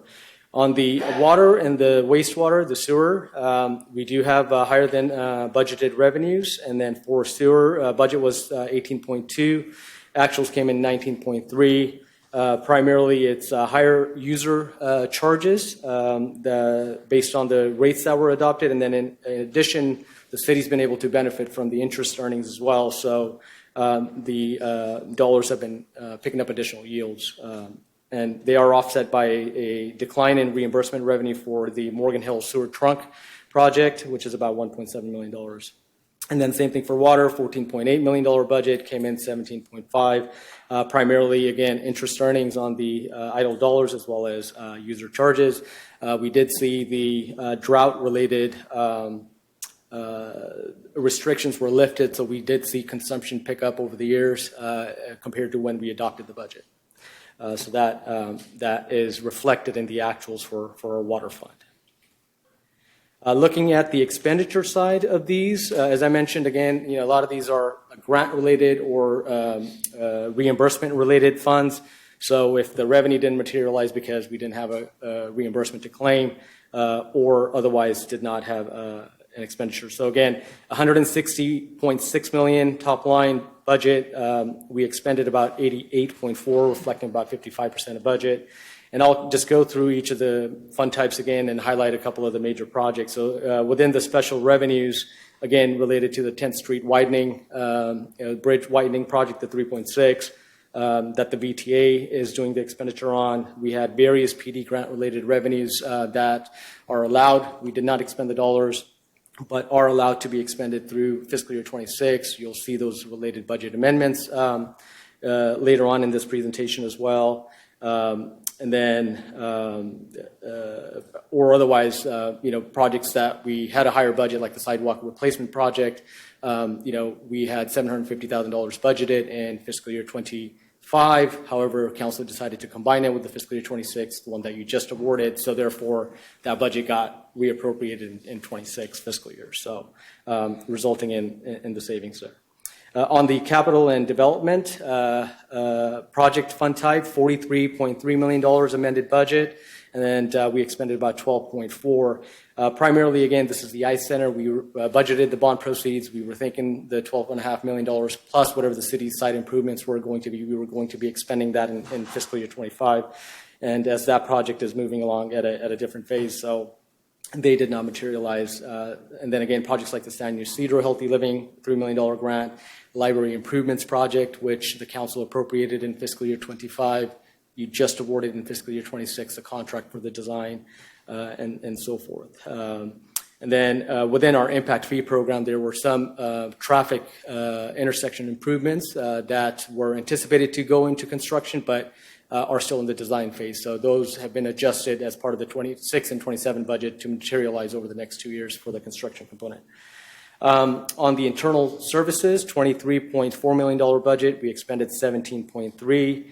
Again, similar CIP story here. We had the Chestnut and the Los Animas upgrades budgeted to occur in fiscal year 25. However, we only awarded the design for that, and the construction is now anticipated to occur in fiscal year 26. So therefore, resulting in the underspending there. And then within our water and the wastewater, primarily the result of the underspending is, again, CIP. Various trunk line repair projects were budgeted to occur and go into construction in 25 fiscal year. Similarly, in the water enterprise, we have actually a $17 million CIP budget, $10 million just on water tank upgrades and such, which did not materialize and are now or subsequently were adjusted as part of the 26-27 budget process to now occur in the 26-27 fiscal year. So all in all, those are the primary reasons why some of these fund types have underspendings. It's merely identified for capital purposes on where those projects are at the various phases. We are recommending some budget adjustments. Two are related to the fiscal year 25 to close out the fiscal years, and this is purely from an audit perspective. There's about $32,000 for increased costs that were experienced through the county contract for the sexual assault response team exams. It is funded by Fund 240, which is the Proposition 172 Public Safety Sales Tax Fund. And then the second piece is our workers' compensation related payouts.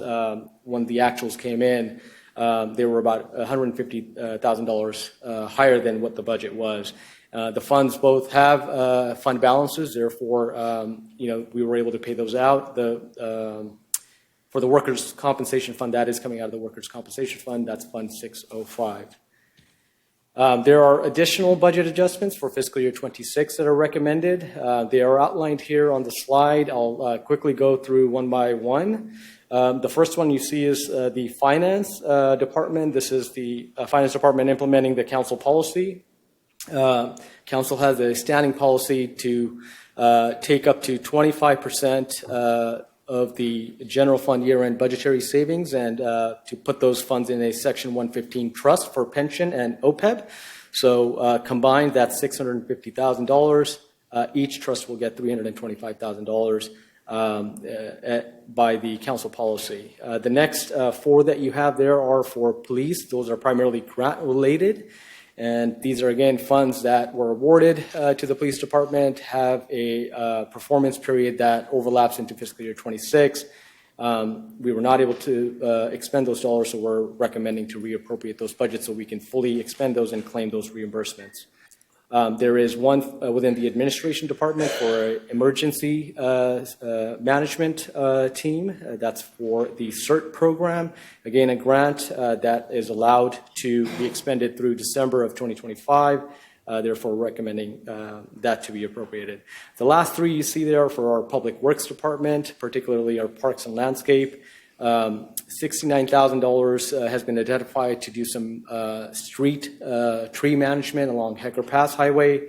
And I provided the details further below on the slide, what each of those represent. And then $147,000, which is made up of $97,000 for some retrofit and replacement parts for play equipment at the Del Rey Park, and then $50,000 for electrical work that's required as part of the Los Alamos bathroom replacement project. And then last but not least is $124,000 for playground shade structure at the Hecker Pass Park. So that's the detail for the public works parks. There are some other financial updates that we typically like to include on a quarterly basis. One of the notable ones that we typically have with our preliminary year-end report is our pensions. So CalPERS is the city's retirement fund pensions, and our pensions do have unfunded accrued liabilities, which are also known as UALs.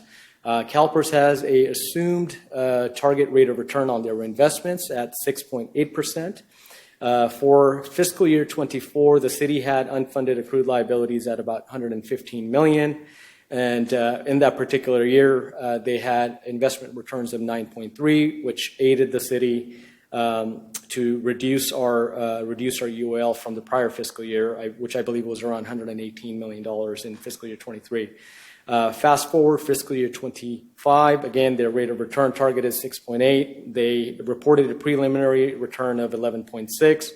What that will do to the city's UAL is it'll reduce it by about $14 million to about $101 million.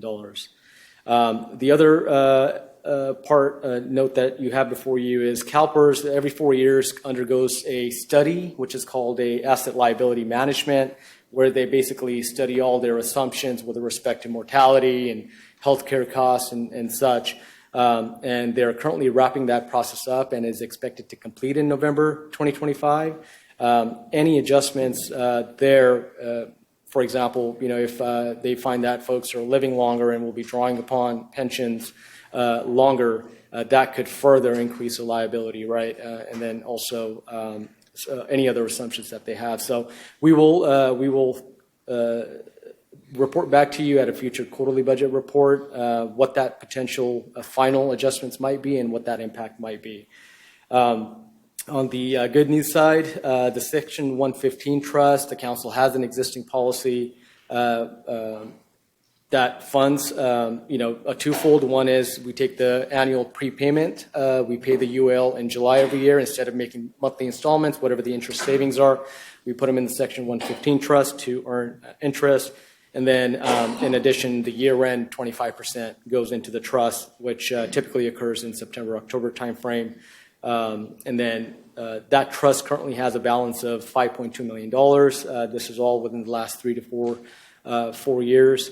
And then that fund is also earning very competitive interest returns. So for the last year, as of September, annualized return was 9.8 over the past year, so exceeding the 6.8 target that the CalPERS has. And one more update. This is related to property tax, particularly a component of property tax revenue that the city receives is the Access Educational Revenue Augmentation Fund, also known as Access ERAF. We have shared with the council previously that there's about 5 counties in California that generate this Access ERAF, which is essentially a state has a formula of what the required funding is.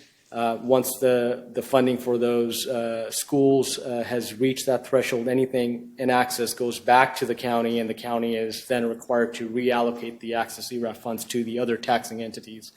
The city, the state controller's office has challenged those 5 counties on how they calculate the ERAF. This is all stemming from when the RDA went away. And that matter is still not resolved. Based on the county's most recent update, it is expected to now go into calendar year 2026. The state controller's office includes a retroactive provision that these adjustments should be made going back to fiscal year 21. However, as we've been assuming for the last 4 years, when this initially started, We still predict the best case scenario that if there is any kind of settlement between the counties and the state controller's office, that any adjustments would be on a going forward basis, particularly because the county has been remitting those dollars to the taxing entities. They're not withholding those. Maybe a strategic on their part. The county, too, relies on access to ERAF dollars, very critical dollars for the county, and they have preemptively actually filed a case against the state controller's office to try to put this matter to bed once and for all, because this has come up over the last 10, 12 years periodically. So they're looking to get this resolved once and for all, and hopefully for all the other counties as well. What is the impact to Gilroy? The local jurisdiction, based on the county estimates, about 18%. So our current budget is $2.6 million, and the potential impact would be about $468,000. Can you just talk about the staff that we hired with those funds? Correct. So as part of the last budget development cycle for fiscal year 24 and 25, we had always treated this access to ERAF as one-time monies because we never knew where this was going to go. Given the 10 years of history and the amount that this is now generating, it used to initially generate about $50,000 back in 2012, and then it has gradually grown as property values in Santa Clara County have risen tremendously. So what the council did was kind of roll the dice on that budget development cycle to say this is a consistent revenue source that we have been getting for almost a decade, and it has grown to a significant amount where we should start actually budgeting for it and actually programming these revenues. So we did add some positions within our PD, within our fire at that time to leverage this dollars. So subsequent to that, the good news is not 100% of it is up for grab. At least the impact is only 18%. And if that's going to be on a going forward basis, I think we can plan for that if and when that time comes. All right. Concluding, my recommendations are to receive the report, approve the pension and OPEB Section 115 trust contributions pursuant to the existing council policies, which is at the 25%. And then also adopt the budget amendment resolutions that's included as part of the report. That concludes my presentation. Happy to answer any additional questions. Yeah, thank you very much. Before I go to questions, I just want to say, incredible report, Arjo. Man, you do very, very well when you give your reports, so thank you very much. So right now I have two speakers. I'll go with Hilton first and then Fugazi. Thank you. So yeah, the reason why I asked you that is that's a great highlight to be able to tell somebody is like, where are my property tax going? Actually, we programmed in, we've hired 2 more police officers, and I believe one of those positions also went to one of our dispatchers. If I Correct. Yeah, I don't have the details, but yes, yeah. So it went directly into public safety. That's huge. So I want to give just a little background on the tree work, because I saw former council member Rogers' ears perk up when she heard about the deodar trees, the historic trees that are out there. So just to let you know, the story behind this is that the mayor and myself finally figured out that there was a Caltrans meeting biweekly for the county where you could talk about any maintenance requests, amongst other things that are happening. So when we jumped on there, one of the things that we were starting to address right away is our gateways, right? And started talking about that. And then we ended up finding out that there was a maintenance agreement on majority of every single piece of property and parcel. And we found out that this Hecker Pass corridor is actually maintained by us, owned by the state. It's just the way that it worked out. And about 7 years ago, when I was a commissioner on the Bike and Ped Commission, working with Connie and several other advocates, we were able to work with Assemblymember Rivas's office to get Caltrans to limb the trees up. They know they're historic and they're to limb them up. And they look really beautiful like they do at the state capitol, but when you don't maintain them for years, they start looking the way they are now, and then you have those widowmakers that come down. So thank you, staff, for finding a way to be able to fund this. It's going to beautify one of the gateways that's out there. And I know that there was recently a plaque or something that got placed out there too. So it's an important area, important gateway. So I just wanted to highlight that part. Thank you. Thank you. Thank you. So I'll go to Fugazi, then I'll go to Ramirez. And just again, I said this last week, this technology is a little bit new to me, and I'm so sorry that I've missed you twice tonight, so I'm in trouble. Fugazi, please. Great report. I echo the mayor's statements. Tons and tons of detail in there, and I love detail. Number of questions here. So on the sales tax revenue for, now we're in fiscal year 2026, we have a few months. Are we heading in a direction that's aligning with your projections already, or you don't have any reports, or? We'll be bringing you the fiscal year 26 Q1 report in about, I believe, 2 meetings. So we are currently reviewing and analyzing that data. We will also have a quarterly sales tax report update from our consultant that manages that. Based on the last report, there is no movement with respect to what was adopted for fiscal year 26. So we hope to have the next quarterly update, and then we'll communicate that to you at that point. Yeah, because it is a pulse of the business community, so to speak, in Gilroy. So it's great to see that. Yeah. On the TOT tax, obviously this is a discussion that came up in a prior meeting as well. It kind of like stunned me that we're 25% lower. So you touched on it a little bit, saying you think it's because of your projections. What do you use to do those projections? So we typically look at the trending occupancy rate. We have the number of rooms that are available, obviously, and then we take a look at the average daily rate, going rate, and we multiply that, if across in the city. Say, but I mean, for the growth, like you said, you thought it was going to go back to 2019 numbers. What did you use to make that assumption? So that's purely like CPI or inflation, or we look at the state has a Visit California as well. They'll put out some research reports that provide some guidance. So you think it's really our projections, right? That are the problem, not that we lost that much actuals. A couple things. I think one, I think we were slightly off on the projection, and the other thing that we are seeing is there's higher claims for exemptions.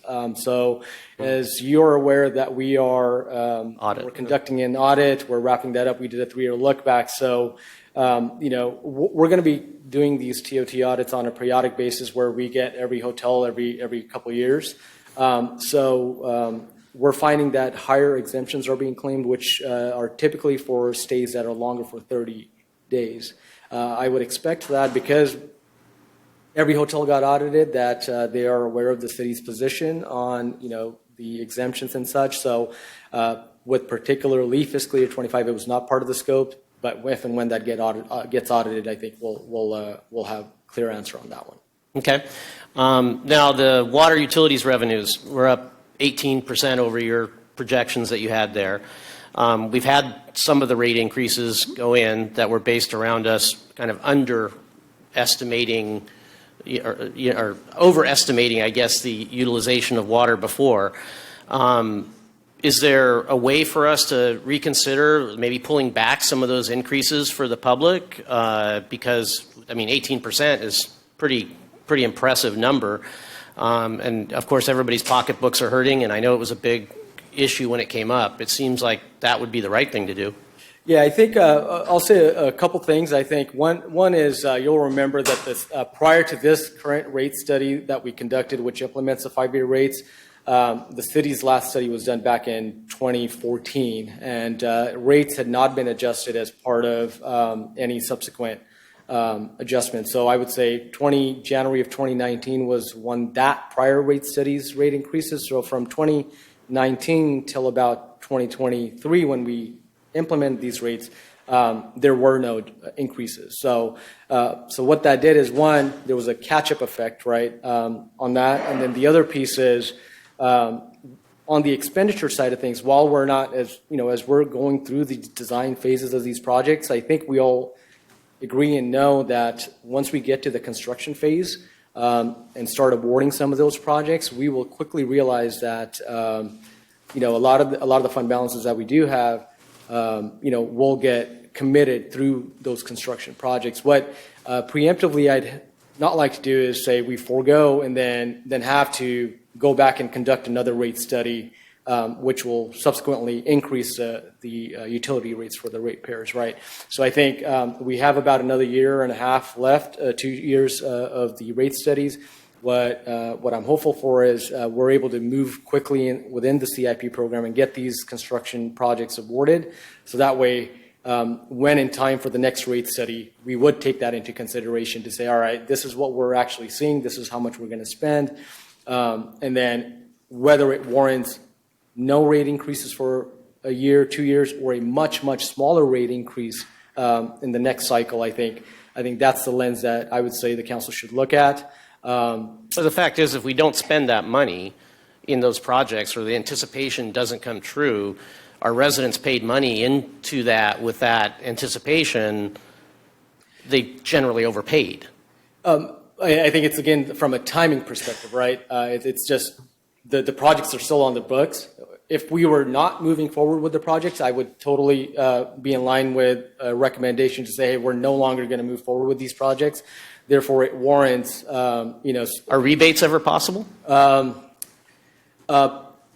They're possible, but I would probably say from an implementation perspective, I think it'd be better to forego any future increases for a period of time, because that's much easier to implement as opposed to processing rebates and such, because you have folks that have moved out and all that good stuff. And so these capital expenditures that didn't happen in water and sewer, they didn't happen because we just didn't get to them in time or what have you, just pushing out? Yeah, I think past it's the time probably that we they're just thought, at different phases. So most of them are in the design phase, as you recently awarded a contract as well for our utilities department. And then second is, as you know, we stood up a utilities department for this very specific reason, is to start getting that CIP done. You were introduced to our engineer that was just brought on. We overestimated our capability. I get all of that. So from a resource standpoint, I think that's been a challenge as well in order to get somebody in and take on these projects. Okay, that's it. Thank you. Thank you. Councilmember Ramirez. Thank you. And so I very much appreciate how you make this very understandable to the lay person like myself. But I do have a couple of questions. How much, when you go back to the general fund, how much of that is saved on personnel because positions have not yet been filled? Open positions not filled? Yeah, roughly about 60% comes from directly from personnel savings. And then the other is a combination of either materials or services we just underspent, or certain capital projects that we decided either came in under budget or they were not pursued, like the parks, that we had. And so looking at that, how are we trending this year? I mean, are we staffing these positions? Are we going to still be, having this? So the city already, so when we adopt a budget, we already assume some level of vacancies that we're going to have. So the actual realized savings are above and beyond that. So I'll give you an example is, when we adopted the budget, we look at historical trends, say, for the past 5 years, we've, from an actual basis, it's been about 10% or 12%. We will make that assumption in the future budget development.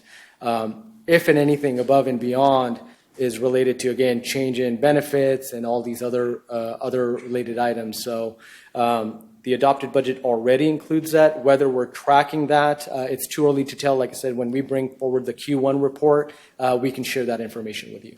Okay, and when, and I ask this because it's a grant-funded project, the Lions Creek Trail grant-funded, correct? So are we going to get that done within the parameters of the grant? I believe so, yeah. So it is currently been reappropriated as part of the budget development process in fiscal year 26. So we are moving forward with that. Okay. Yeah, and that was one of the federal ones we got from Zoe Lofgren's office, and it does have a pretty far out year. Okay, perfect. And then, I know you don't have a glass ball. I realize that. But looking at some of the trends and some of the actuals from this year, especially in the areas, and I know Councilmember Fugazi talked about the sales tax and the TOT, but, I would say another factor, if you will, would have been the economy and people with less discretionary funding, and so they're not buying as much and they're not staying at hotels and things like that. Do you see that? Is that an area of concern for you in terms of, we might not hit the mark on what we had projected for revenue in that area? Sure. And I think we're now transitioning into the current fiscal year and what we're looking into the pipeline. Again, we can have a robust discussion about this with the next quarterly report, as I'll have more information. But if you recall, as part of the budget development process, We were very conservative with our estimates and budgets for fiscal year 26 and 27 with respects to sales tax because we were seeing these trends in the prior fiscal year. So we were very conservative on the sales tax. Our hope is things will be more upbeat in the future sales tax, and it's not a decline, right? So city sales tax coming out of the COVID era actually peaked at about $23 million. As you saw tonight, for fiscal year 25, it's at $20 million, and our budget for 26 is $20.4 million. Okay. So we're not anticipating any increases. We didn't budget for those. So our hope is that things will hopefully stabilize in terms of what we've projected. Okay. And then some of these things have been carried forward from years past. Like, do things, when they get carried forward, are they addressed that year, or are there things that have been carried forward, just we're just not doing them? It depends, right? One is if we're asking for it to be carried forward, for example, Ice Center project, right? We anticipated in fiscal year 23 that we're going to move forward. By fiscal year 25, hopefully we'll have the bond proceeds and we'll be on with it. Well, as part of our budget development process, we knew that was not going to occur, so we appropriated for that project to happen in fiscal year 26, 27. So a lot of these projects depends on where they are on the various stages, phases of the project's life. Is the reason why we end up coming back and say, okay, if this project was budgeted to be construction to be awarded, it did not materialize, so now we want to make sure we have the budget to actually award the contract. So that's the primary reason. If there is a initiative that was budgeted that is no longer feasible, we will not ask for those appropriations again. An example that you saw was the energy conservation project. There was grant opportunity available for us to retrofit some of the energy components in our city facilities. Very soon after we adopted the budget, we learned that reimbursement's not available. So if we had to make that project feasible, we would have had to identify, and that was a $2.5 million project. So, I think those are some of the examples. So we just say, okay, if it's not happening, it's not happening. Okay. That's it. Thank you. We'll go to public comment, please. I have no speakers. All right. Any further questions for Harjo? Okay, I'll entertain a motion. Sure, go ahead. I'm sorry. You talked about CalPERS, and it's performing better. Yes, so CalPERS for fiscal year 25, again, their target rate of return on investments is 6.8%, and they reported 11.6% preliminary results for fiscal year 25. And then that 25%, that is something that has already been voted on in terms of that's what we set aside. Correct, and I think I made a mention in the staff report is when we, at a future quarterly budget report, we're actually going to evaluate what this does to the city's UAL payment, because when we adopted the budget, we were anticipating $115 million UAL, and our future year payments were based on that. Well, if that drops to $101 million, that should lower our UAL payment, and then we'll be doing that comprehensive analysis to bring that back to you and let you know what that impact is. To determine whether it's the 25% or drop down to 15%. And then the 25% that we're setting aside, if you recall, as part of the budget development process, we made some assumptions that over the next couple of years, we stick to that policy, keep putting money in. Hopefully it outperforms CalPERS as it has been. We'll be in a position to start leveraging that trust to actually offset some of the UL payments to fight off some of those peaks. So given this update to the CalPERS returns, I think we'll be able to forecast that out. And I would think it would likely, I think the adopted budget assumed by fiscal year 29, we would be able to leverage the trust. It might be sooner than that, given this update. All right, I'll get back to you. I'll entertain a motion. Bear with me, this is a long one. Receive preliminary fiscal year 2024-2025 year-end financial report. Second is to approve the pension and other post-employment benefits, Section 115 trust contributions pursuant to the council adopted policy. And finally, number 3, adopt a budget amendment resolution. So moved. Second. I have a motion by Councilmember Klein and a second by Councilmember Fugazi. Roll call, please. Councilmember Bracco? Yes. Councilmember Klein? Yes. Councilmember Fugazi? Yes. Councilmember Hilton? Aye. Councilmember Marks? Yes. Councilmember Ramirez? Yes. Mayor Bozo? Yes, motion passes 7-0. So before we go on to 7.2, we're going to take a 10-minute break. So we'll see you all back here in 10 minutes. Thank you. All right, welcome back, everybody. I've decided to make one small change. So as you know, earlier in the meeting, I did mention that we would be eliminating one of the items from the agenda, 7.3, that was been pulled. So, but I am going to switch the last two items on the agenda. So instead of doing 7.2 and then going to 7.4, we are going to go to 7.4, which is provide policy direction on a proposed zoning ordinance text amendment to allow electronic billboards along State Route 101. So thank you from Melissa for the quick audible. Appreciate that. And take it away. Thank you. Good evening, Mayor and City Council. I'm Melissa Durkin. Mike. Good evening, Mayor and City Council. I'm Melissa Durkin with the Community Development Department, and I will be presenting this item on behalf of staff this evening. Staff is here with a request for policy direction on a proposed zoning ordinance text amendment. Specifically, Mike Conrado, representing MC Properties, has submitted an application for a proposed zoning ordinance text amendment that would allow off-site electronic billboard signage. The city currently prohibits off-site advertising signs, including electronic billboards. So this is a major policy change for the city. And we are here this evening asking you for policy direction. So specifically, we would like some guidance. We want to know what you want to do with this ordinance, whether you would want to go forward with it or not. If you do want to go forward, we want you to know what additional information you need us to bring back to you so that you can make an informed decision. And specifically, we'd like to know what concerns you have and what interests you have. So just a little summary on the existing ordinance. Currently, the zoning ordinance prohibits electronic billboard signs.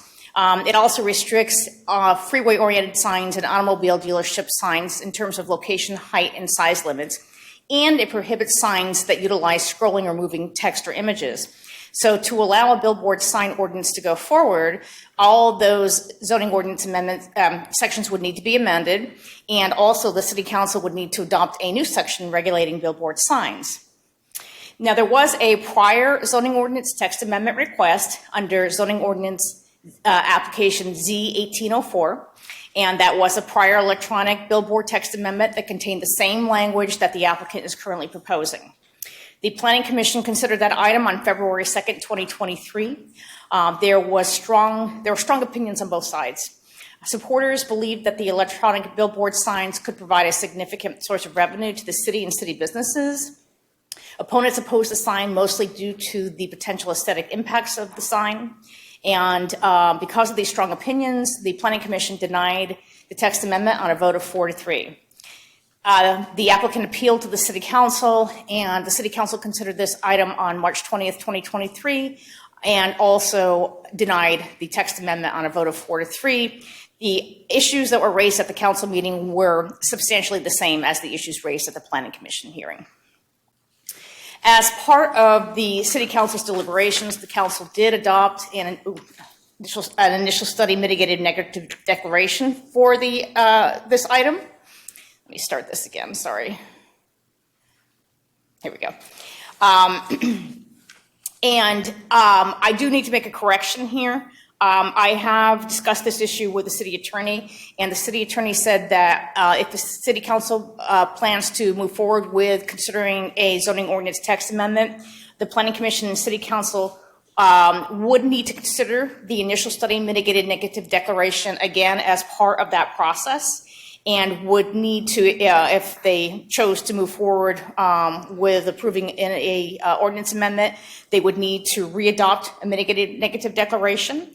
So as part of any future process, staff would review the CEQA document that's been prepared, and we would determine whether it's still appropriate and make any potential changes if they're needed. We would make any changes.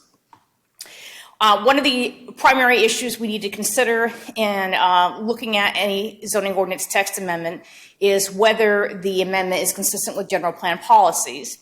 The general plan does not directly address digital media, but there are some policies that encourage signs for freeway commercial uses, such as at the outlet mall and auto dealerships, as long as the signage has minimal negative impacts on the visual environment. And also, there are policies that relate to light pollution and that encourage measures that limit light pollution. So any zoning ordinance amendment would need to create design standards that minimize impacts from sign clutter and light pollution that would be consistent with these general plan policies. So the current text amendment proposal that the applicant has submitted is the same language as was considered through zone change application Z1804. And that language was developed through a lengthy process that included staff analysis, direction from the City Council, as well as public input. And the ordinance, as proposed, addresses a number of general issues, including the number of signs allowed, sign height, sign area, sign location, benefits of the sign to the city and Gilroy businesses, as well as advertising of non-Gilroy businesses. So I'm going to go through, there were 10 issues that were the primary issues that the Planning Commission and City Council deliberated on. And I'm going to summarize these issues because this will get you up to speed on where the ordinance is today and why the Commission and Council gave us the direction that they gave us at that time. So the first issue is off-site signage and advertising non-city businesses. The zoning ordinance currently prohibits off-site signage, and by its very nature, billboard signs are off-site signage because they advertise businesses, products, services, and events that are either produced, sold, or occur off premises. So again, this is a significant policy change. Electronic billboard advertisements also have the potential to either help or detract from Gilroy businesses. This includes that they advertise national brands and regional events that may not occur in Gilroy. The sign content would not be regulated by the city because the sign would be owned and operated by a third party. The signage could provide competition for Gilroy businesses, but on the other hand, it could also attract new customers to Gilroy businesses that offer complementary services. It could benefit Gilroy businesses that advertise on the sign by reaching a larger potential customer base, and national brand advertisements could benefit Gilroy franchises that sell those products or services. The next issue that the Commission and Council considered was substantial light. This was one of the primary concerns from people who commented in opposition to the proposed text amendment. We received comments both at the public hearing and through the CEQA process. The concerns expressed were that electronic billboards would create a new source of substantial light, that they would harm wildlife, and that they could potentially interfere with the work of Lick Observatory at Mount Hamilton. The initial study mitigated negative declaration analyzed these issues and determined that there would not be a significant impact in these areas because the billboard signs would be in an urbanized area and the light levels emitted would be similar to light levels currently emitted for commercial uses that already exist in Gilroy along State Route 101. The initial study mitigated negative declaration determined that there would not be a substantial impact on wildlife with incorporated mitigation measures. And the electronic billboards permitted in accordance with the proposed text would not impact Lick Observatory on Mount Hamilton because the signage as proposed would have a maximum light output level of 0.3 foot candles at 250 feet from the billboard above ambient conditions. And so at that lighting level, light cast beyond 250 feet would not register on a light meter. And since Lick Observatory is 25 miles from Gilroy, its operations would not be impacted by electronic billboards in Gilroy. So in addition to that, the applicant has submitted a sign brightness survey and a photometric review of potential signs that is included in your packet under the correspondence from the applicant. And that determined that the photometric review found that the existing monument signs emit as much, if not more, light to the surrounding areas than the proposed electronic billboard signs. The next issue that was reviewed was public property versus private property. Should this ordinance go forward, the council would need to determine whether electronic billboard signs should be located on public property only, private property only, or both. The benefits of locating the signage on private property are that the signs could be located where they have the most visibility and where drivers can safely exit the freeway if there are any, to access any businesses that are advertised in Gilroy.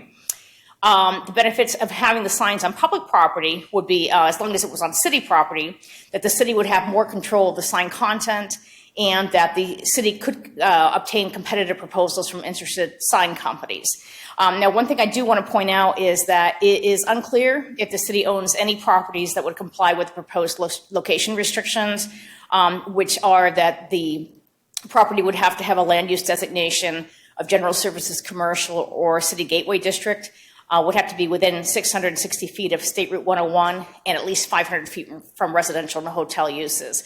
I was not able to find any property that met that, a city-owned property that met those requirements. So this is something, if the council is interested in having staff research this further, we could look at maybe other land use considerations that could allow signs on public property if that's what the city wants, council wants to do. The current draft ordinance does allow signs on both public and private property. The next issue was a city agreement. The proposed ordinance does require that the owner and or operator would enter into an agreement with the city. That would either be a development agreement or an operating agreement, and that would set forth provisions including required fees, revenues, and terms of operation. If the council decides to proceed with an ordinance allowing electronic billboards, city staff will research current best practices for these agreements and bring that back to you. The next issue is compliance hearings. The proposed ordinance requires compliance hearings to ensure that the sign operates in accordance with the city agreement. Next is maximum number of electronic billboards. The proposed ordinance would allow a maximum of 2 electronic billboard signs, but the council could decide that a different number. The sign location, a lot of this is restricted by Caltrans. So Caltrans requires that the signage be located in either a commercial or industrial area and 500 feet from residential uses, and there are other restrictions as well. So there may be some opportunity to modify the current sign location proposal, but we would need to verify what Caltrans allows as well in coming up with any alternate decisions.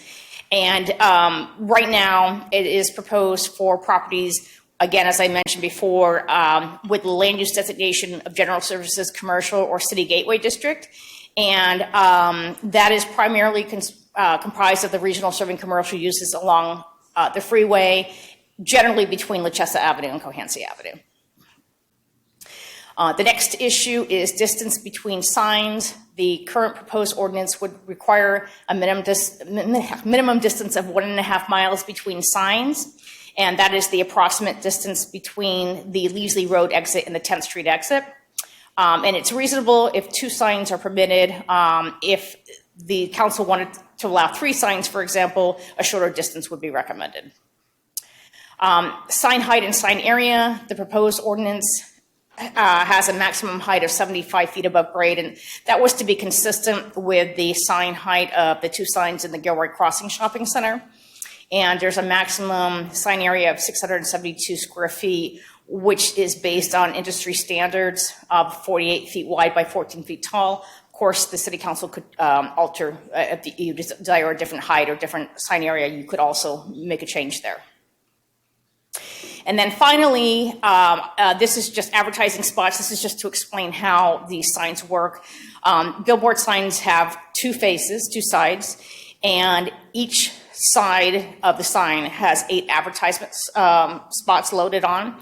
So the way it works is that each advertisement would display a static sign for 8 seconds. After 8 seconds, the sign would switch to the next advertisement in the loop. And once all 8 advertisements have been displayed, the cycle would start over. So the entire 8 sign loop takes 64 seconds, and then it repeats So again, what we're asking for this evening is policy direction. So we would like guidance on what you want to do with this ordinance proposal, whether you want to go forward or not, what additional information you want us to bring back to you, what concerns you have, and what interests you have. And I can answer any questions you have. All right, well, thank you very much. So before I go to questions, I'm going to go to Councilmember Ramirez just to make sure that she hasn't requested to speak, because I've already made 2 mistakes this evening. Is that a no officially? It's an official no at this moment. Okay.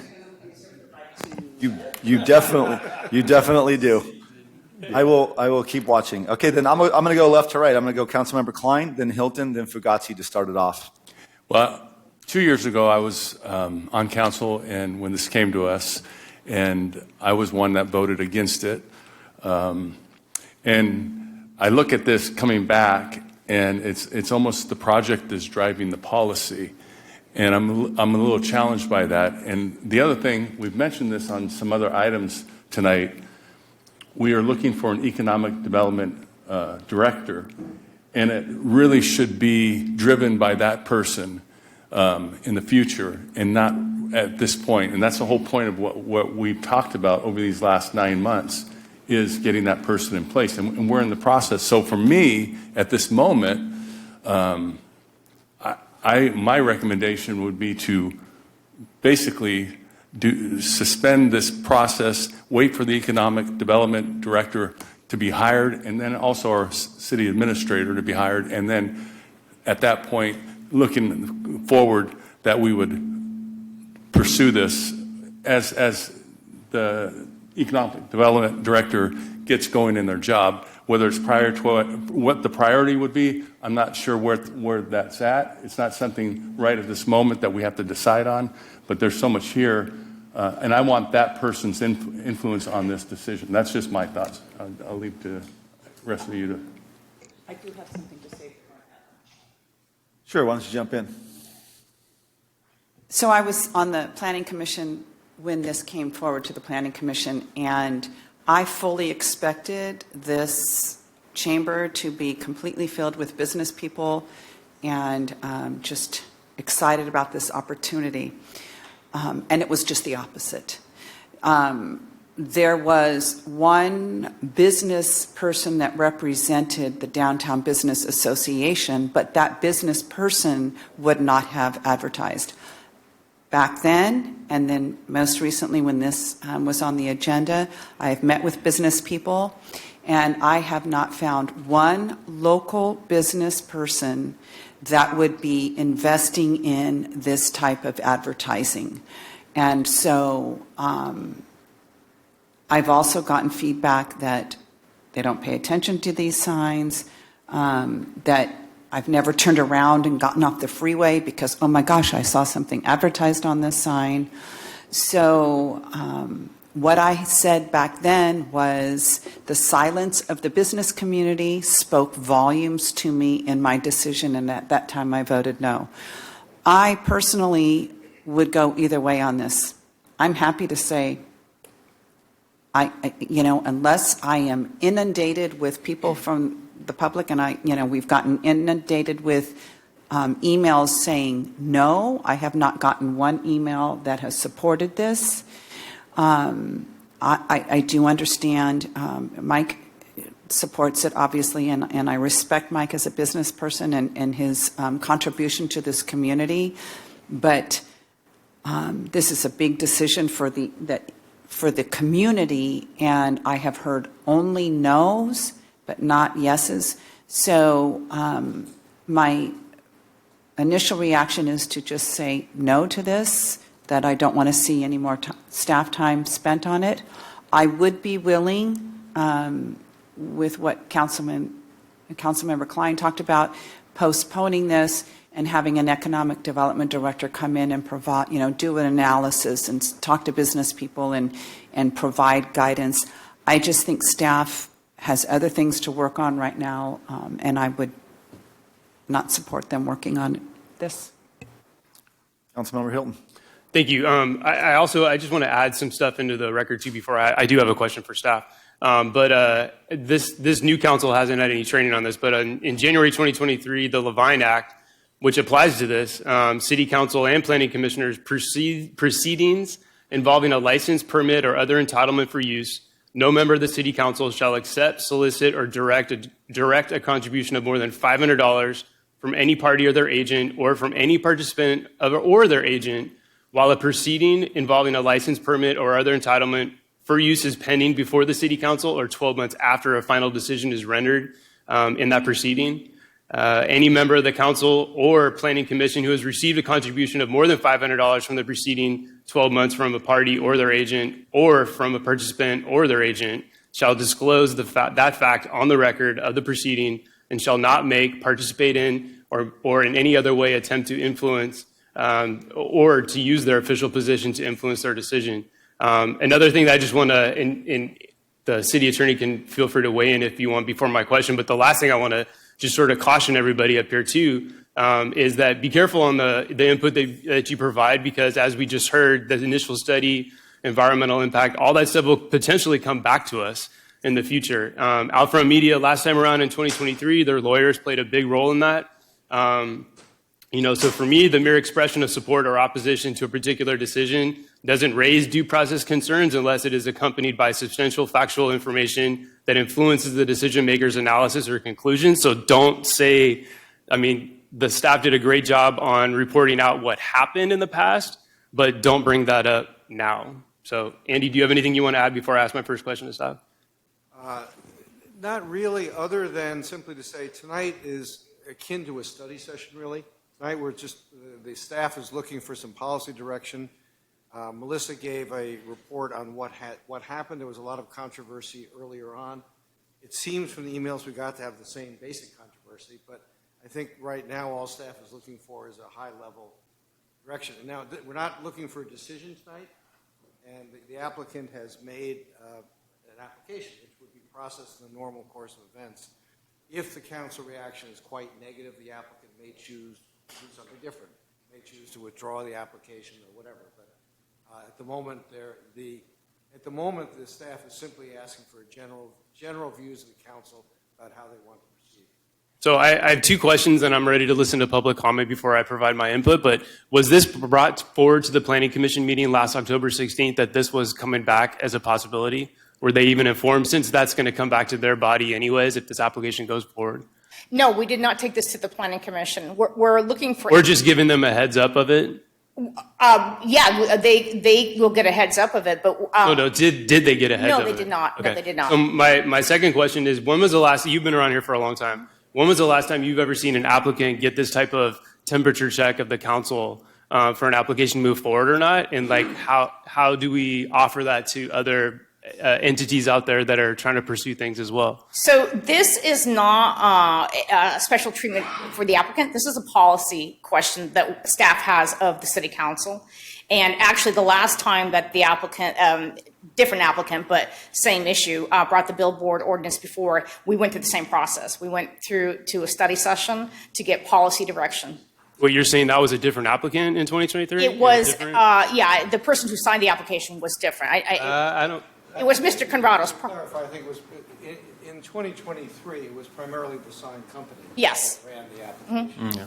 And Mayor, may I? Yeah, please. In response to this, I do want to indicate for the record that in other cities I've worked with, staff has taken the initiative to bring an item forward for policy direction before actually processing the application for, and I'm repeating what you said, for the purpose of trying to simplify the process, because if the council says, going out of the door, a majority, that we're not interested in pursuing billboards in the city, then it's up to they've gotten the word, it's up to them. They have a legal right to process the application, but they've gotten the sense. I have done that in other communities. So my only counter to that is that the sense doesn't lie here. It lies in the Planning Commission, right?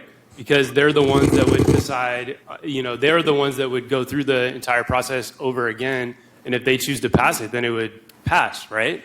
It doesn't come to the council. No, it goes. No.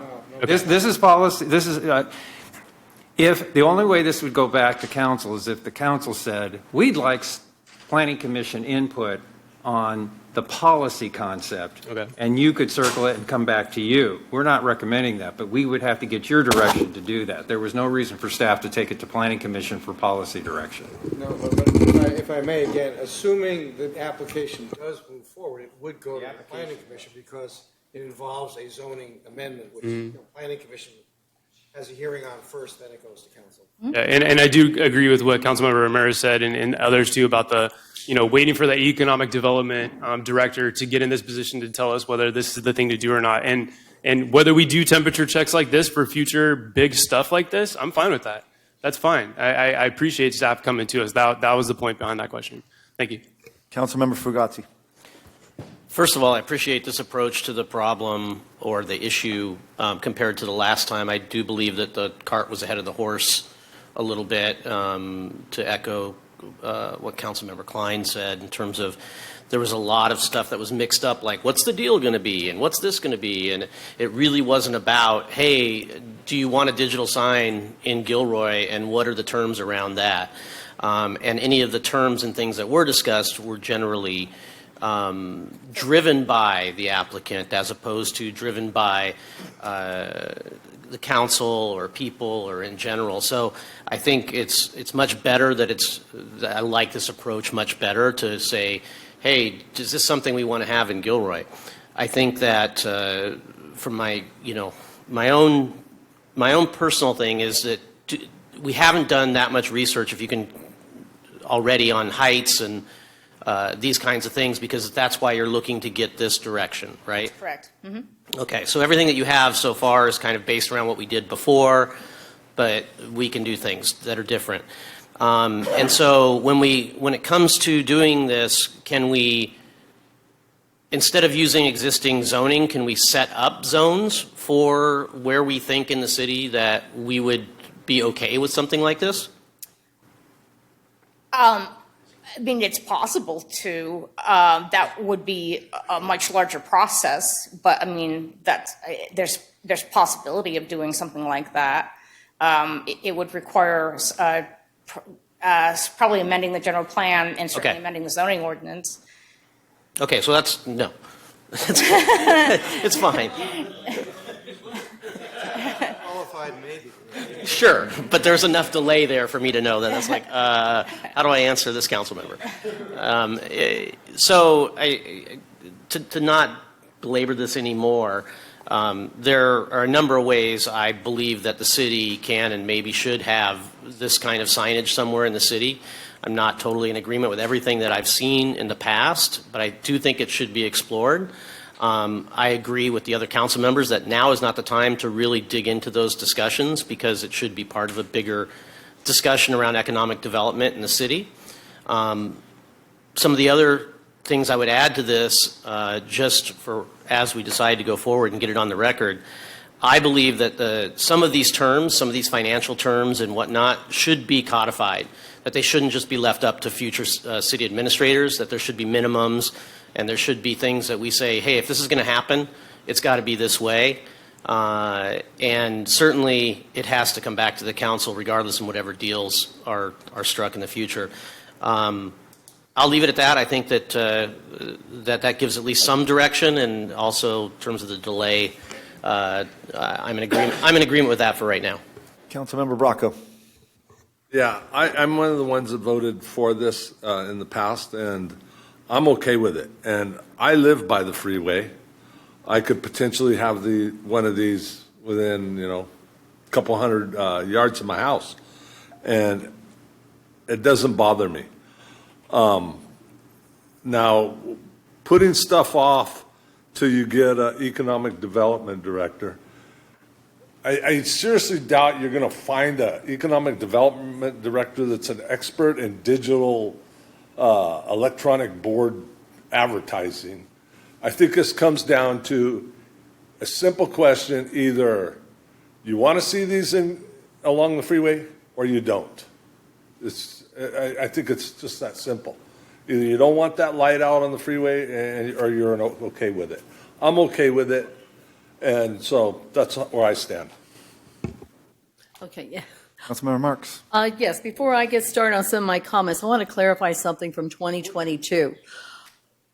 When that proposal that Councilmember Hilton talked about came in, it was then pulled back because they made that policy midway during the election, and all of a sudden, no one could have been penalized for accepting money from anyone and then voting on a certain topic. So when you read it right now, you made it sound like in 2023, some of us had done something illegal, and I don't approve of that. We didn't get that many no's this time. You know, I don't want anyone to walk away thinking that our inboxes were inundated with no's. We maybe got 5 or 6. What bothers me is that when this proposal came through, I always thought it was one sign, and I see the number 2 in there. That really bothers me, and I'd love to see that 2 removed. That's a problem for me. I have to agree with Councilmember Fagazzi that I would like to see staff talk to other cities who have these signs and how much are they getting for revenue, how successful has been their income for their local businesses, if they have that kind of data. And I'd like, I just want more information. I do not believe we have to wait for an economic development person, because in my mind, an economic development person is someone who's going out and getting business and bringing it in. We're talking about a sign advertising. To me, maybe it would mesh further down the line, but I don't see it as the impetus of whether we approve this sign or not, being on an economic development person. That's all I have to say. Thank you. So any further comments? We still will come back after public comment, but any further on that? First, Melissa? Okay, let's go to public comment. Thank you. I will call Mike Conrado, Connie Rogers, and followed by Joe Giacalone. Mayor and City Council, thank you. Kelly, as far as on your part, I didn't realize at first when we applied for this time that it was even going to come to City Council first. I thought we were going through the original process. But a few things I'd like to mention that some of you weren't here the last time. I'm still talking to Outdoor, which is Out Front rather, which is the sign company. What I see for Gilroy and for some of the businesses that I've talked to, first of all, the expense of these signs is quite a bit. Your mom and pop businesses are not going to be able to advertise on this sign. But what the sign can give people and those businesses in Gilroy is Gilroy gets a free sign 24 hours a day, and you can have multiple signs. It doesn't have to be one sign that goes through. It can be, I think, even up to 6, but let's say a couple different signs. The other thing that this sign company was willing to put on is a welcome to Gilroy. Right now, there's not a sign along the freeway that says welcome to Gilroy, which I think is not that good for Gilroy. The free sign in Gilroy will bring in revenue on the company that I was working with. I mean, there's a lot of different companies out there. 15% of the revenue, the free sign, those two added up would yield a little bit over $100,000 a year for the actual city. There's no cost for the city to put the sign up. No cost for putting welcome to Gilroy on there. The sign is highly regulated with the state. There can't be porn or tobacco or a lot of other things. Politics can't be on there. The free sign for Gilroy cannot advertise any businesses, but it can advertise all the local events.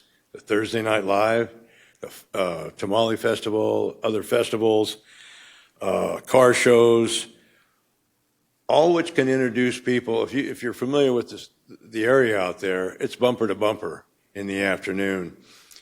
And if you're a small Gilroy business, and whoever put like Thursday Night Live together, I thought was a fantastic idea. But this sign can bring people in from Salinas and Hollister and some of these other people that are relatively local to come over. And that's a big deal with small business. Some of you have been in business. You realize that before you make a dime, you have to yield your fixed expense and your variable at the time. That's why we have some openings in downtown Gilroy. I mean, it's hard. Business is not easy, as most of you realize.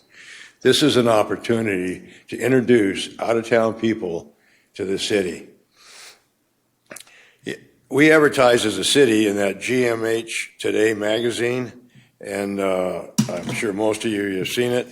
You know, what's going on in Gilroy, visit Gilroy, which is an excellent advertisement, by the way. That can be put on the sign.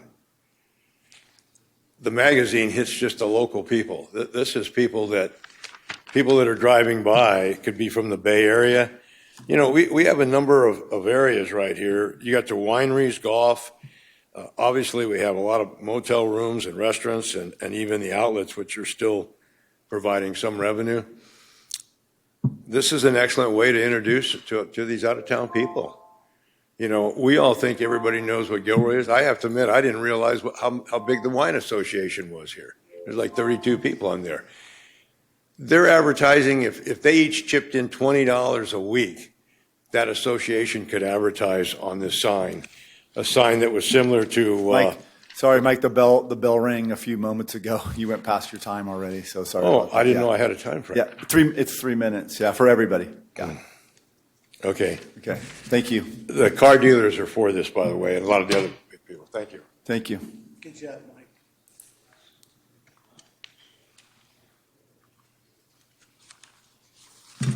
Good evening, Mayor and council members. I have to say, this seems like deja vu all over again, because it is the same applicant and basically the same ordinance.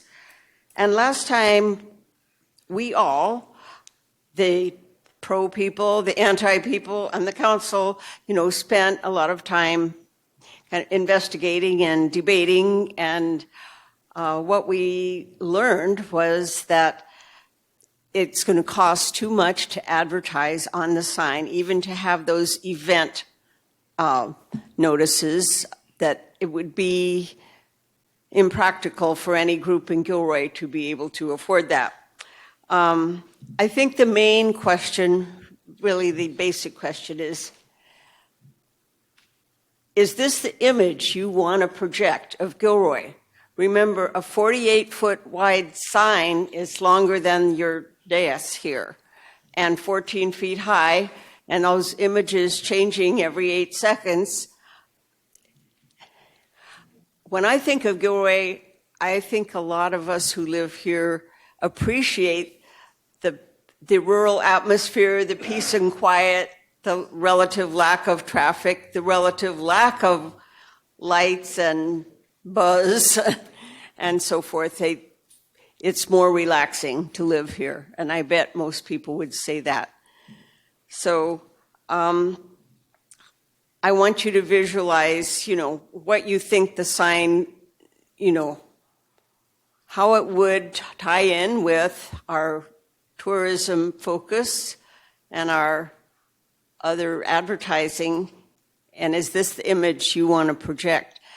You have received my letter, and you've received at least 8 or 10 others that I read in the comment section, and they were pretty much all negative. I saw somebody put it on Nextdoor. It wasn't me. There were also predominantly negative comments, so I would urge you to continue with the ordinance that we have, and I think you have more important things to work on than this. Thank you. Joe.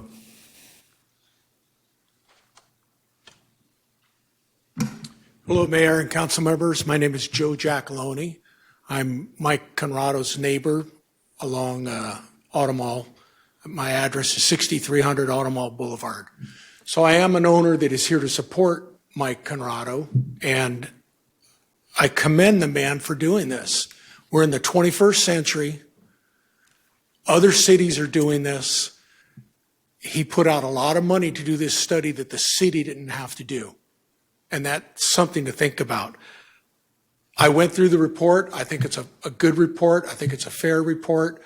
My only concern, and in my personal feeling, the city's caught between a rock and a hard stone. Caltrans allows, if this were to go through, Caltrans allows a sign every 1,000 feet.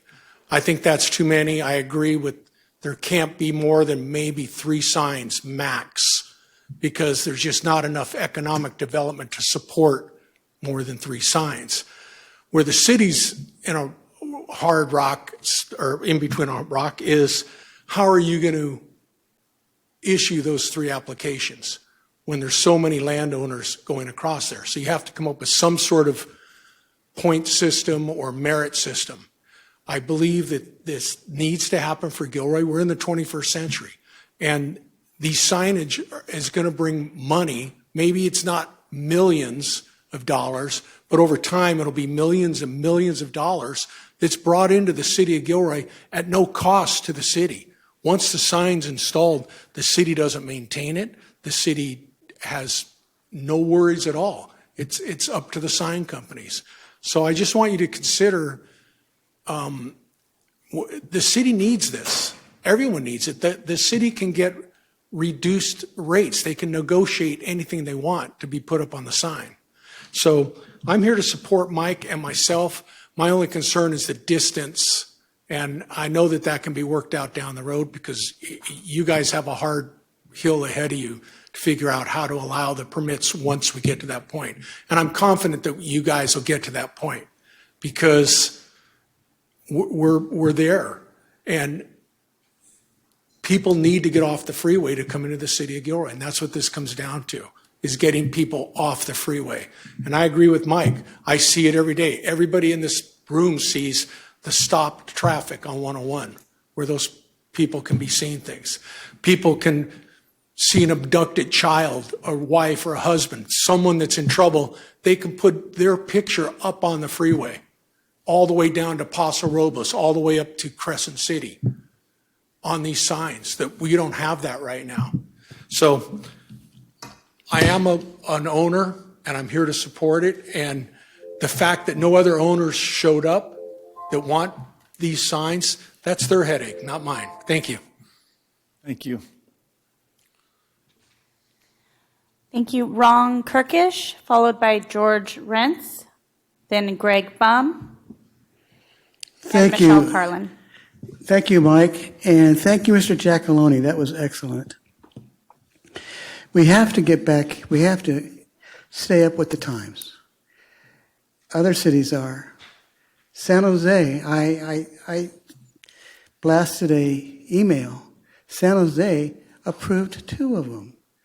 And in their article, they said it's expected. This is San Jose. This is their planners. This is their people that are saying, we want this sign. It's going to generate $21 million in 20 years. That's pretty good money.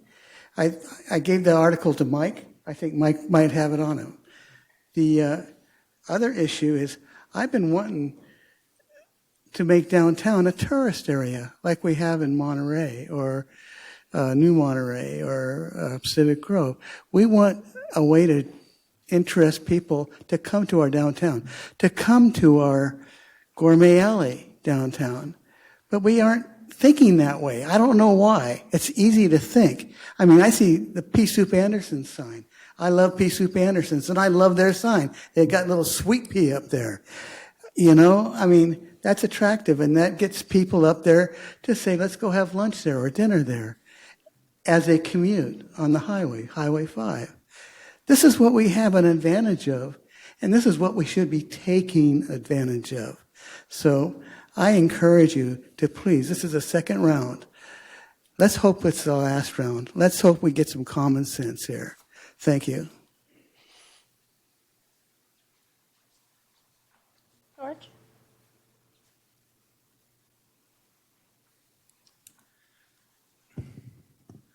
Good evening, Mayor, Council. My name is George Renz, and I'm located at 7500 Arroyo Circle.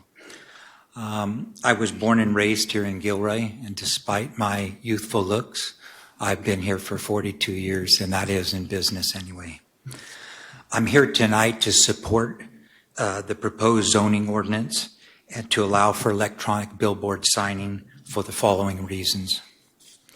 Number 1, the sign will be used for several reasons, including posting of public messages, including emergency broadcast for missing children, commonly known as Amber Alerts. In my mind, this issue alone is one to consider the signage. Number 2, the city will receive a portion of the revenue. This is common for sign companies to do, as Mike mentioned earlier, and I'm sure the income would be welcomed. Number 3, the sign, there will be some component of community sign that's included in the deal. So, for example, the festivals and different things that they have downtown, would be posted there at no cost. And as far as I can tell, the downtown and many other areas of town can use some additional activity, and specifically some vacancies get full, which is one of the issues with downtown. Finally, the car dealers, the wineries, and other businesses, I believe, should have an additional way to market their businesses, especially one with something as compelling as 101 frontage, 101 traffic. I believe this could be beneficial to all parties involved. Thank you for your time. Thank you.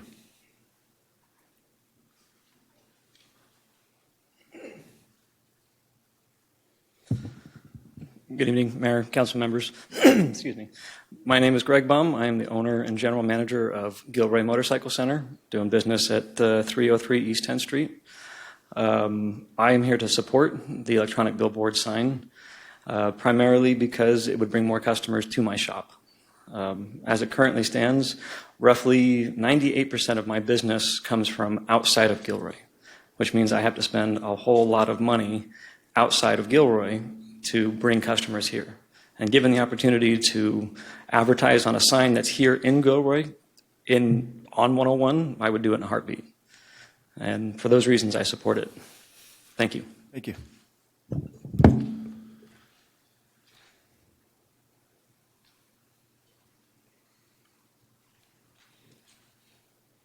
Good evening, Council. Michelle Carlin, President and CEO for the Gilroy Chamber. Hello, Mayor, staff, and members of the public. So as I have shared with you in the past, but for those who are not familiar, I've actually spent 25 years in my career in tourism, hospitality, building community, working for other destinations and cities throughout California. And I will tell you, I did some work with the Buellton Chamber of Commerce recently. And one of their challenges that we worked into a strategic plan, a 5-year strategic plan for their community to build economic impact, was to have signage on the 101. Because when you pass through Buellton, you see signs for Solvang. You see signs for Los Alamos. And you see signs for Lone Oak. You don't see a sign for Buellton. And guess what? You have to go to Buellton to get to Solvang and to many of those other places. So I look at this from a number of different perspectives, and one being that, does Gilroy want to create economic impact? If you do, you have an opportunity to have a free sign. Yes, there's going to be digital advertising, but that's actually a platform for businesses to promote their business. There will be local business advertising. There will be national advertisers. I don't think either of those is a bad thing. When you have a permanent sign, people actually know where they are. So I was driving home late last night from San Luis Obispo in the dark, and I'm coming up the 101 north towards Morgan Hill, and all I see are stationary signs lit up very brightly: Comfort Inn, Hampton Inn, Garlic Farm Inn, Simon Outlets, Gilroy Crossing. So where's the sign that says welcome to Gilroy? Do we want people to be in Gilroy? Do we want them to feel welcome? Secondly, if you can advertise and put alerts on there for Amber Alert or any other public message, I think that's also worth it.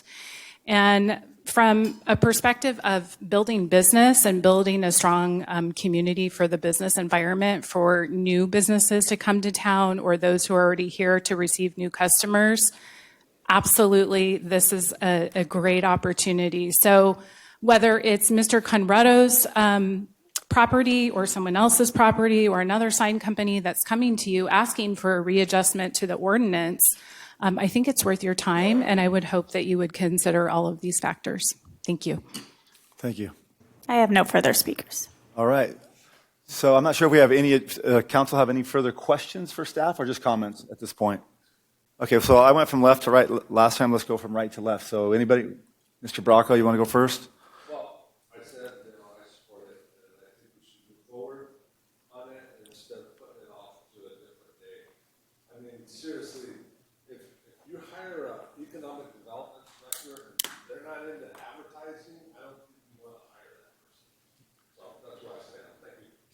Councilmember Fugazzi.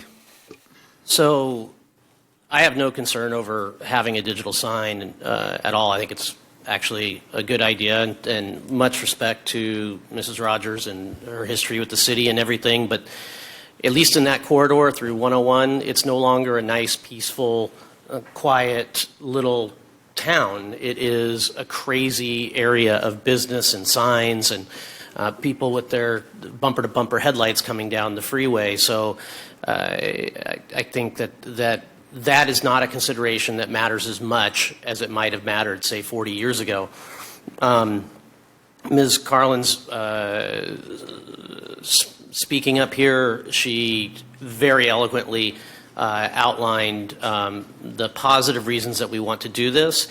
If there's anything to move forward on, I would say it's doing research so that we have information available when we have more decision making to be done, because it's not just an economic development director, it's also, we have a new city administrator too, and getting that information of where, what other cities are doing. For instance, I know some people said it's only these big cities that have it. I did my research and with Outfront, and Roseville has a sign. Also, Woodland has a sign. And guess what? They're not giant monument signs like the ones that have been proposed to us. They're only 45 feet high, and they're not 650 square feet. They're 450 square feet. So there's lots of options out there for things that we can do for the city, and those cities are very similar to Gilroy in a lot of ways in terms of their size and where they're located. So I think, we can do the research and be prepared to take this on when we have that leadership, and we can also set up a situation, and I'd like that new staff leadership to be able to set up how we want to be in the best position to negotiate. And what I mean by that is what places we want to have these. Much respect to Mr. Conrado as well. He has a particular location, but it may not be the prime location where we want this to go. We may want somebody to change out the garlic farm sign, for goodness, and put a large one there that is digital further south from the city. We might want to put one clear down by Los Animas and the freeway down that way, because that's more of a gateway into the city. So all of these things I think need to be considered so that when we are able to make a decision, because no, I don't want 6 of these either, okay? I think having 2 of them that bracket the town is a great idea. I think the welcome thing is absolutely important and has to have prominence. And by the way, the proposal said that the Gilroy part would be above the sign, but even on this example that I got, it was below the sign, and most of them that I've seen from out front are below the sign where they have that part. So I think there's much research to be done and to prepare for it, and I'll leave it up to the interim city administrator how much he wants to dedicate staff to looking at that,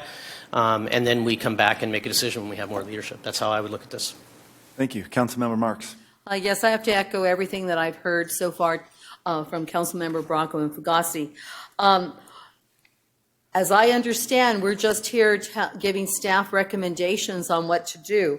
So we're not approving tonight, yes or no, on this sign. I really believe we need to have more research and more study. So I am going to support staff going in and digging a little bit deeper so we can make an informed decision at a future date. Thank you. Councilmember Hilton. Thank you. So I first want to start off by thanking all the members of the public for sending in public comments. There is still a clear, overwhelming amount of opposition to the sign and support for the denial of the Planning Commission and City Council action that we took back in 2023. I also respect the fact that the applicant is trying this once again. That's their right to do that. I appreciate that. It's been spoken about this already, and I spoke about this back in 2023, but the fact that the business community didn't show up to support this item once again speaks volumes to me. Thank you to the Gilroy Motorcycle Shop, for showing up. But when I say business community, I'm talking about, representatives from Visit Gilroy, Chamber of Commerce, our auto dealers. They're not here tonight. They also didn't organize public comment and support back in August of 2022 when the initial study was open for public comment at the Planning Commission meeting in February of 2023 and the City Council meeting back in March of 2023.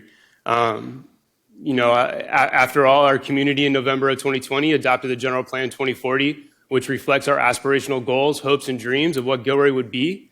And the zoning ordinance is the script on how those dreams will unfold. We decided back then that we don't want electronic billboards and we don't want off-site advertisements. And so at this point, I'm not ready to pursue electronic billboards along State Route 101. Thank you. Quick comment for Gotzi before I go to Yeah, one thing I Councilmember left Ramirez. off, sorry. The other thing, too, is that there's a lot of talk about the local businesses using it or national. Frankly, I'd love local businesses to use it, but I think the revenue portion of this is important because I would like to see a way to sequester that revenue for off-ramp beautification for the city of Gilroy so we can look like other cities and to basically sequester that for into the time of as long as the sign is there. So you go into other cities and you see beautiful, statues and plant material and everything. And over time, we could build that up in all the entrances coming into Gilroy and look like a completely different city without it always coming back to council or how we're going to assign it out of the budget. It's just there always to use. So there's so many good reasons why this would make sense for the city if done the right way. Thank you. Councilmember Ramirez. So I'm going to echo Councilmember Hilton. It was brought forth. I do see, I did talk to Mr. Conrado and said, when he called me the other day, I said, you need to rally the troops, get them here, get them to email. And it looked like he got a couple of people, which is great. It's still, when I factor in all of the comments from 23, all of the speakers from 23, all of the emails from 23, as well as for tonight, it's still, as well as the conversations I have had with local business owners that don't support it, I'm going to have to stick with my original. And I do disagree that, we are in the 21st century and advertising is moving in a different direction. So I just think staff has other things to work on. Councilmember Klein. Well, again, in 23, I voted no, and part of that reason was not enough information. And for me, the staff study doing more of that, I agree with that at this time. And whether you agree with the economic development director, that person would have an idea of these types of things. That's their training. That's their world they live in. And so I would still lean into that as far as doing that to further this, to see whether it's feasible, that there's really a gain that we have at the end of the day to make it worth its while for us in this community. And I'm just not at that point. I want more information is what I'm saying. And so to me, I would recommend waiting for the economic development director to be hired, our city administrator to be hired, and look at it again with them. Thank you. I will finish up the comments. I do agree with the folks here today that believe that we need further discussion, we need further economic development outlook. I will echo what Mr. Giacalone said, what Ms. Carlin said, is that we're not there yet. There's still more work to be done, and I don't think we can make a decision so that we can approve just one sign and one application. And it doesn't mean that this application will be denied in the future. This may be the right application for Gilroy, but it may not be the right application for Gilroy. So I agree. What I hear the majority of council here is that we want further information from staff on this, and it may take until we get an economic development director. Go ahead. Like I said, I won't project what the council is going to act on, but based on what I've heard, I tend to agree that a majority of the council is saying we don't want to decide the future of electronic billboards in the city based on an application for a specific billboard, and that you would prefer, if this goes forward, for it to be developed as a policy and an ordinance by the staff to the Planning Commission, then to the council as an ordinance amendment for consideration. It might require coming back to the council before going to Planning Commission to firm up exactly what is taken to them. but you want to have that type of information brought forward. Staff can continue working on this now, just so you know. I can't project how much they can do with respect to their other priorities, but they can keep working on it. And my sense is the timing will work well for those who feel that you need to have your new city administrator and economic development director weigh in on what staff has been working on. But there's no need to wait for them to continue to work on it, and staff's all agreeing. So we can keep working on that, and I think the timing will probably fit pretty well. Go ahead, Councilmember Klein. I know the city of San Jose that was brought up. They actually have 4 signs, what they did, but it took them 20 years to get to that point of getting these signs in place. So this is a process that we need to go through to see where we go. And Okay, so I'm going to take a thumbs up here. It feels like that certainly Councilmember Klein and Councilmember Ramirez would have no problem ending this discussion here tonight, but it feels like the other 5 are fine with this discussion going on with council. We want more information. Yeah, to continue. Yeah, I'm sorry. No, I'm sorry. Hilton and Ramirez will fine letting this die tonight and not continue this conversation, but the other 5 would like this conversation to go on and have more information. Is that correct? Okay. Sorry about that. Okay, so there you go, staff. All right, thank you very much. Sure. City Attorney, is staff clear on that direction? Yes. Okay, thank you. Thank you for the help. All right, thank you, everybody. Okay, now we're going to jump back to item number 7.2, discussion and direction regarding establishing a reserve policy to fund park infrastructure. And we'll go right to staff. Now, Harjel, you can come on back. Thank you, Mayor. Sorry. All right, I'll try my best to not make this one long as the prior report, but the item before you is the discussion and direction regarding establishing a reserve for parks infrastructure. And Harjil Tsanga, the finance director, I'll be presenting this item before you. Just some background context, how this came about as part of the fiscal year 26-27 biennial budget development process and the strategic planning sessions that the council conducted. There was a desire expressed by the council to review and establish a reserve for parks infrastructure, particularly around taking some of the annual year-end budgetary savings from the general fund budgetary expenditures. Similar to the pension and the OPEB council policy that the council has, and that this council just approved the 25%. Also on the council's work plan is a Parks and Trail Master Plan update, which is on the work plan, but no budget has been established with respect to funding that plan. And then it's important to mention this because as you have this conversation around parks infrastructure and developing a plan, I think it's important for you to take that into context as well. With respect to funding park infrastructure, how does the city currently fund park infrastructure? Generally speaking, as new developments go in, amenities are offered such as parks, so private development is a source for getting park infrastructures within cities. There's grant opportunities, which we talked about earlier, San Ysidro Parks, there's federal state grants that we obtain. With respect to the city's internal impact fees, the city has a public facilities impact fees, which take into account park infrastructures amongst other public facilities, such as public safety facilities and other amenities that are part of that impact fee program, or via appropriations of just general fund dollars through the budget development process. So for Gilroy, as grant opportunities are kind of drying up, general fund appropriations have kind of become the primary source of funding improvements. We have public facility impact fees, but again, those are because there's a multi-pronged of projects, categories that go into public facilities. Often impact fees get prioritized for other projects, such as the improvements for the ice center and such, before they can be tackled or allocated for parks and such. So what the city has done, for example, in the current biennial budget development project, again, aside from the grant-funded projects that the city has on the books, for general citywide park improvements, through the budget development process, we have set aside about $500,000 in each of the fiscal years to fund those.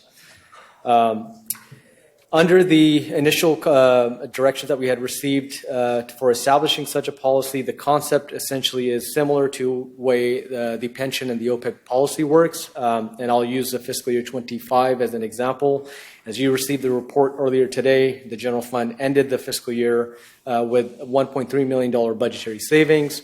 By existing council policies, 25% goes to the pension section 115 trust, equals about 325. The next 25% goes to the OPEB section 115 trust, again 325. Council's also appropriated some additional reappropriations for park improvements and tree management services. Considering those to be coming out of the year-end budgetary savings, that amounts to about $340,000. So by taking the 1.3, applying the existing council policies and existing council appropriations, there currently remains about $310,000 in general fund year-end budgetary savings, or equivalent to about 24%. The mechanisms for this council to consider could be, again, if it is part of the year-end budgetary savings, you could either assign a fixed percentage similar to the pension and the OPEB, which is the 25%, or you can define a fixed amount. The only caveat with the year-end is because we don't know what the year-end savings are going to be, those year-end savings would have to be calculated. So in that case, maybe a percentage might be a better application as opposed to fixed amounts. But again, we know historically looking back, general fund does have year-end savings typically, so that's a point of discussion. What would happen to those set-aside funds? We would annually, again, depending on the direction that we receive, if council does move forward with adopting such a policy, we would set aside those funds in a separate reserve fund. Think of like the sidewalk reserve fund, Fund 200. Council has an existing policy. We annually are going to invest $250,000 into that fund, and then that fund accumulates monies, and then a CIP project is developed out of those dollars for future park improvements. So the mechanism would be something similar to that. Of course, there's pros and cons to approaching such a established reserve. So we have outlined that in the staff report. They are presented here on the slide as well. You know, on the pros side, obviously, it reinforces the city's commitment to reinvesting into the communities. It provides an ongoing dedicated mechanism to fund park improvements. You're not having to go through this ad hoc budget development process every 2 years to do this.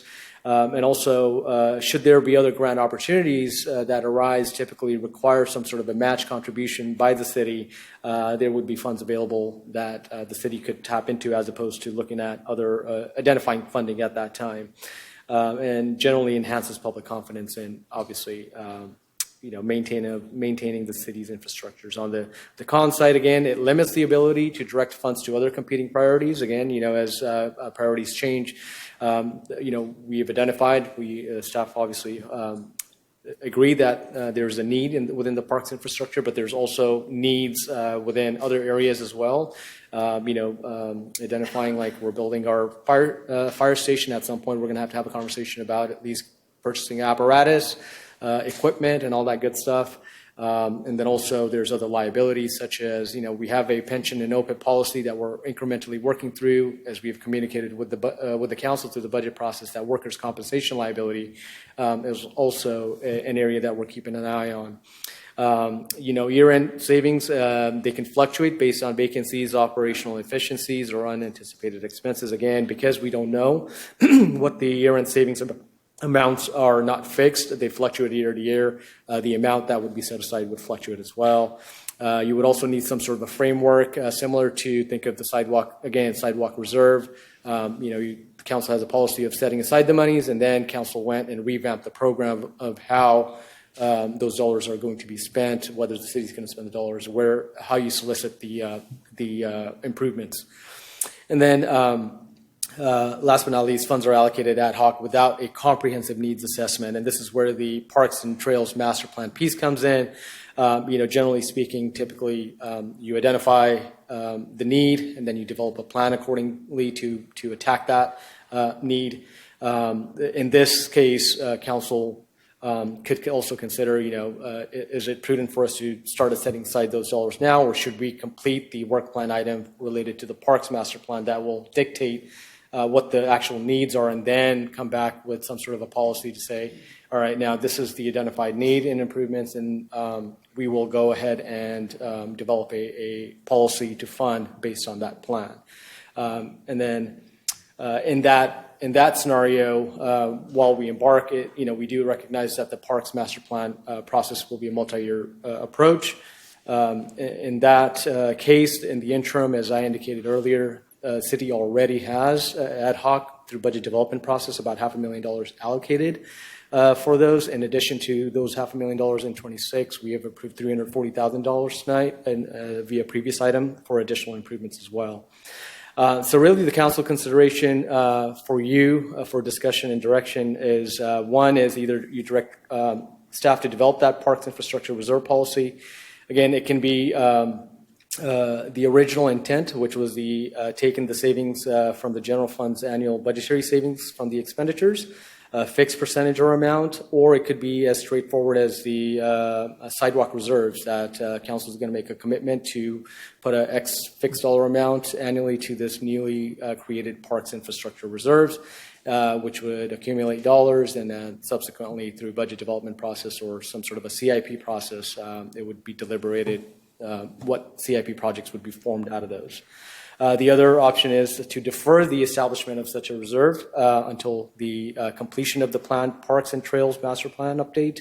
If that is the direction that council gives us tonight, then we would likely come back to you for the remaining $310,000 from the year-end savings to be allocated for that Parks and Master Plan update process. As I indicated, it was on the work plan, but no dollars have been allocated. So once the RFP is conducted, we would solicit the proposals based on that, then that would be the funding mechanism for that. And last but not least is, if there's anything other than what staff's outlined here in the staff report, if there's any other direction that the council wants to give us. So that concludes my presentation. Happy to answer any questions or take direction. Do you want to be on the list? Yes. Okay, so. Well, I'm sorry, I'm logged out. No problem. I never got logged in. Okay, so I'm gonna go Hilton, Fugazi, Marks, and Klein.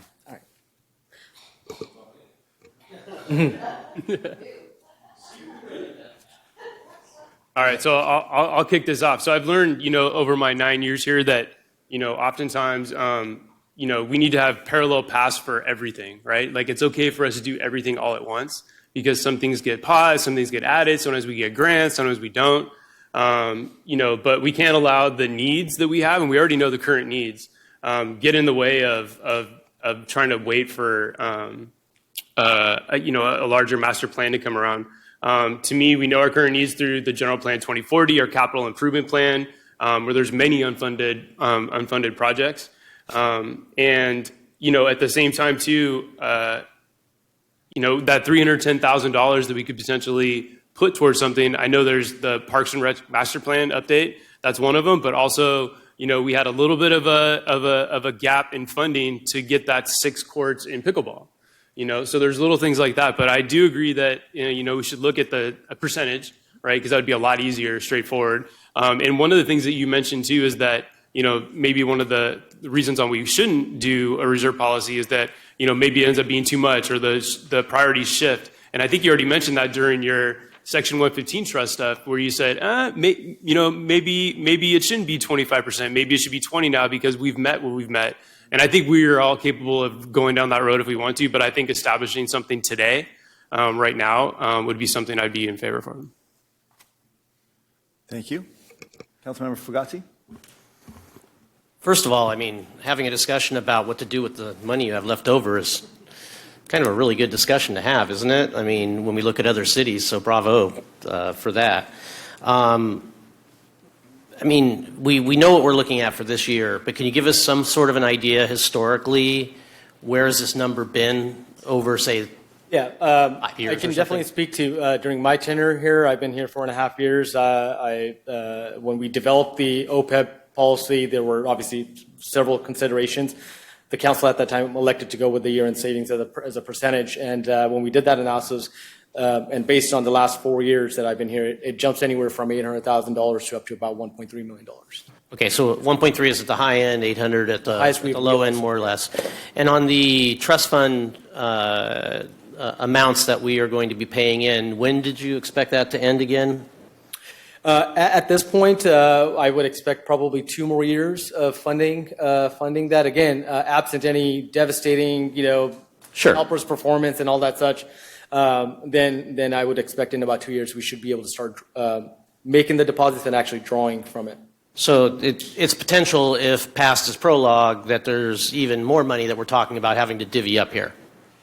Yes, at some point we would come back to the council to say, okay, you had this policy for pension and OPEB. We believe we have accomplished what we were hoping by funding this, and at this time we're not recommending you put any more monies into that trust. So therefore, either you would suspend that policy or temporarily halt it. And you mentioned things like fire apparatus, but really this is unexpected things or use on things that are unfunded in the CIP, right? It's not really like planned fire apparatus, right? Well, I think one of the things that we mentioned to you is the $3.6 million for the GLR.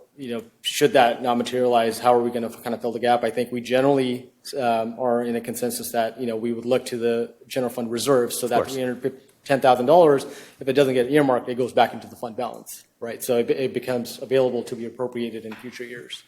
Okay, and so we're only talking about recreation right now, but we could create more than one kind of fund with a different percentage that we always fund into. So for instance, for me, again, back to economic development and beautification and freeway entrances and exits and downtown and these kind of things often come up a lot as, well, where is this going to come from? But if there is an ongoing way to keep a fund going for some of those, this seems like one of the areas where it would be apropos. Yeah. There are cities that take a percentage and they just put it for capital projects, and they don't identify per se, but it is only to be spent on capital, no maintenance work. And then when that fund accumulates, then the council staff would make recommendations whether this year we're going to spend it on equipment or vehicle fleet or actually do capital projects out of those. So yes, that you could technically develop something like that. And likewise, we could set it up where right now you've got 25 for that, and we could say, hey, staff, you come back to us with 25% of the stuff that you think and leave the other 25. We think, if council has CIP projects or other things, we can fund out of that last 25. That's another option, right? Yeah, you could technically do that, yeah. Okay. Thank you. Councilmember Marks. Yes. I feel like I'm putting together a budget blindly right now. I have a question. When do you anticipate the Parks and Trail Master Plan to be complete? I'm going to have to lean on my partner here. John, do you have any idea of when? It's a 12 to 18 month process. It's a 12 to 18 month process for John. Okay. Excuse me, we should clarify when it's funded, though. Yeah. Correct. Not funded yet. Right. It's not funded. And I guess that's my problem. I don't know how much to suggest as a percentage to put into something that I have no idea how much it's going to be. Because in my mind, when it comes back to us, I would like to see the projects listed and the dollar amount to have an idea of what we need to set aside, annually. We can always set aside something right now in anticipation of future projects, but I'm not comfortable with doing a set percentage right now, because maybe in a few years we would fund everything, and then where would that extra money go? You'd want to keep a little bit for anything that could come up that needed to be replaced, but then maybe there's other categories that need that money more. I guess what we could do, or future councils could do, is if a greater need came up, then those funds could be shifted. Yeah, the beauty would be, sorry to jump in, but the beauty, because these are general fund dollars, typically discretionary in nature, council could repurpose. Right now, the policy is to set aside for X purpose, but should the future councils decide, they could be. So that makes me feel better knowing that it's not locked in permanently. You know, it could be shifted. Correct. So I get, okay, so that's it. Councilmember Klein. Because you're blocking me out again, so. Get in trouble here. Can you go back to the slide with the percentages? Thank you. Okay. So right now we have, this is what we have committed, the 25% for pension, 25% for OPEB. And then this fiscal year 26 appropriation is just for this fiscal year.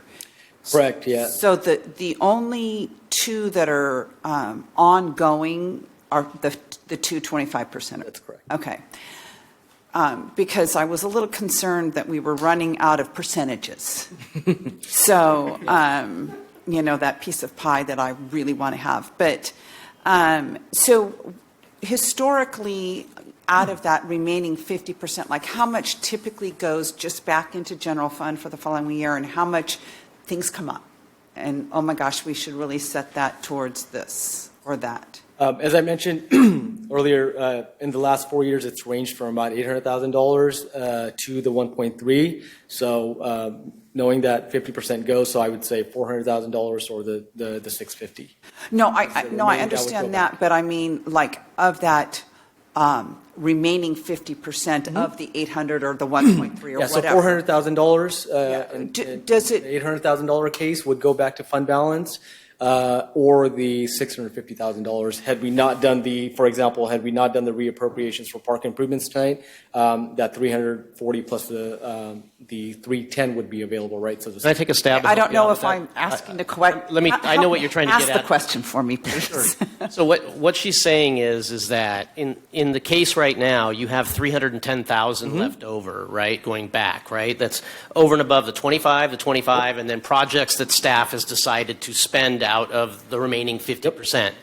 So 310,000 is planned to go back in unless we assign it to something else right now. Right. In prior years, how has that looked percentage-wise in terms of how much at the very end, after all the projects with the new budget adjustment that you do, goes back into the general fund? Is that? Thank you. Yeah, I think that's the amount that goes back into the fund. Is what I'm saying is that they're typically in the tenure that I've been here, we put the remaining 50% goes back at year end. So you've never done one of these adjustments? Nobody's. Yeah, we've done mid-cycle adjustments per se, but from a year-end savings perspective, the 50% carve out, and then the rest goes into the. Okay, so if we were to set aside 25%, it's not like we're going to now be locked into 75% is locked in, and we've only got 25%, and all of a sudden these things start to pop up, and now we don't have the funds available. Correct, and the other caveat is the existing policies. In both pension and OPEB, and I would incorporate this in here, is in any given year, if the city's general fund policy, reserves policy is not met, we would not move forward with any of these. Right. Okay. So, thank you. Councilmember Klein. Well, it's a fluid situation based on the need, the year, both the revenue and the expense. So we have that ability to fluctuate with that. Correct. Yeah. One point, to be clear for Councilmember Hilton's point of doing things in kind of parallel, I think what I'm getting from him, and I agree with, which is, whether or not we use this 310 for that study or not, or the next year we don't have enough to go towards whatever one of these things are, we can accrue those amounts until we know what to do with them. One does not preclude the other, in my opinion. I have a motion that I'd be willing to put on the floor if you guys are done making comments and stuff. We can try to go from there. Everybody good? So it's kind of a. Are we just giving direction tonight on this? We're just giving direction. Yeah. So you can give direction, please. Yeah. Okay. But we're not. I don't think we're taking a motion. But go ahead. Give. Okay. Yeah. Well, public comment too. Oh yeah. Thank you. Everybody left. Yeah. No public comment. All right. All right. Take it away. So it would be it's a kind of a combination of what you already had. So it would be to direct staff to develop a parks infrastructure reserve policy for consideration, outlining parameters for funding, accumulation, and expenditure, But I want to add to that to place the remaining surplus of $310,000 from fiscal year 25 into the reserve so that we can, figure out what we're going to use that for in the future, but do not put that back into the general fund. That's part one. Part two would be in January, February 2026, or if we need to push it out farther, that's fine. Have a study session 1 hour prior to this council meeting where we can actually receive updates and provide direction on the Parks and Rec Trails Master Plan, RFP process, and the Park Infrastructure Reserve Policy. Like actually have something in front of us that we can further talk more about that. So I would only add to that, I don't want to limit it to just parks. I think there can be another type of sequester similar to the one that I discussed in terms of city beautification or downtown improvements or whatever you want to call it that we've had in the past that can accrue and go for those things too. So I would want that to be part of that study session. Okay, so to bring along what he was saying, have it like what you were talking about, have it be a capital, let's call it like a, what would you call it? We just call it Capital infrastructure reserve policy? Yeah, the city has an existing capital projects fund. We would, just, if that's the direction of the council, then we would just set aside in a capital reserve as opposed to specific for park infrastructure. Yeah, but I think inside of it, just for the pure political side of it, I think it'd be good to have a definition behind it. Yep. Like what we just talked about. Like it could go for parks, it could go for beautification. It could pay for the Parks and Recreation Master Plan because it ties right back into what Councilmember Mark says. Well, what are we going to spend it on? So I think that'd be nice to have in front of us to be able to talk about. Timing wise, I'll leave that up to you guys on the study session. But I just want to make sure that at least tonight we give direction to not put that 310 back in the general fund. So just to clarify, I think 310 is the amount that we have identified for fiscal year 25. But is it the council's desire on a percentage? I would like to look for a percentage. That would be my direction. Or a fixed dollar amount, or? So you're saying 310 this year and then a percentage moving forward? 25%. Yeah. I'm confused. But are we going to we're giving that direction tonight, or we'll figure that out when it comes back? No, that's the direction for tonight. That would come back. We can totally say it up again. Yeah. Quick question, Mayor? Please. I want to check with staff. Was it your intent to release the RFP before funding has been allocated? No. He said no. Master plan. For the master plan, the intent was to seek council input and then conduct the RFP, and that way we know what the actuals were supposed to be. Excuse me, Arjo, I'm getting a different sense. I just want to get clarification on that before we move forward. Prior direction had been to prepare the draft master plan RFP. I took that to Parks and Rec Commission, and the next step would be to come here and to ask the question of the council whether you wish to allocate funds, find the funds, allocate the funds, and move forward with it. This process theoretically eliminates that step and would mean that if allocated, we would go ahead and then issue the RFP. If the council would like to see the RFP, happy to bring it back and get full approval for that. And asking for clarification, and we'll restate, but I'm not hearing them say fund the master plan. No, we're not. They're not. So Okay. Not yet. It's on hold. Okay, so it's on hold at this point. If that's the direction we get. I think that maybe, just to interject, I think that maybe presenting what you took to the Parks and Rec Master Plan and what you wanted to present to us could possibly fit into that January, February timeline for a study session. Yeah. I mean, we're down to 2 more meetings left for the year anyways. Yeah, I think everyone's comfortable with the idea of the study session, so we can I just make some of those decisions. Yeah, and more feedback. I just would like a restatement of what that study session will entail. Just so we're all on the Sure. same. Okay, so why don't I restate the first part? Or do you guys want me to put it all together? Is it too much to say it all at once? Do it in 2 parts again. So number 1 would be direct staff to develop a capital infrastructure reserve policy for consideration, outlining parameters for funding, accumulation, and expenditure. I'm just using your words. I'm not making that up. Place the remaining surplus, and focus, accumulation and expenditure focused around 25%. So we have that number in there. Place the remaining surplus of $310,000 from fiscal year 25 into the reserve now. So we don't put that. We're going to create a reserve policy and a reserve. So I think that action would come back as once we introduce the draft of the policy, and at that time you can make if you want to do a one-time seed money, and then the future years would be the 25%. Maybe that would be because I can almost guarantee from now up until we actually have the policy conversation, there likely will be budget amendments that come up. So I don't want to confuse the council. I think similar to, and this was done with the pension as well. So council made a one-time seed money investment into Section 115 and then worked through a funding policy, which was the 25%. The only reason I'm not comfortable with that is that now you just basically clawed back the 310. Yeah, I was just about to say the same thing. You didn't claw it back, but you left the door open to claw it back, right? Well, we want to keep it. I think for the rest of the council here, there's been years that, and I was on the Parks and Recreation Commission as well, that they've wanted to have that particular master plan done because it's been over 20 some odd years, right?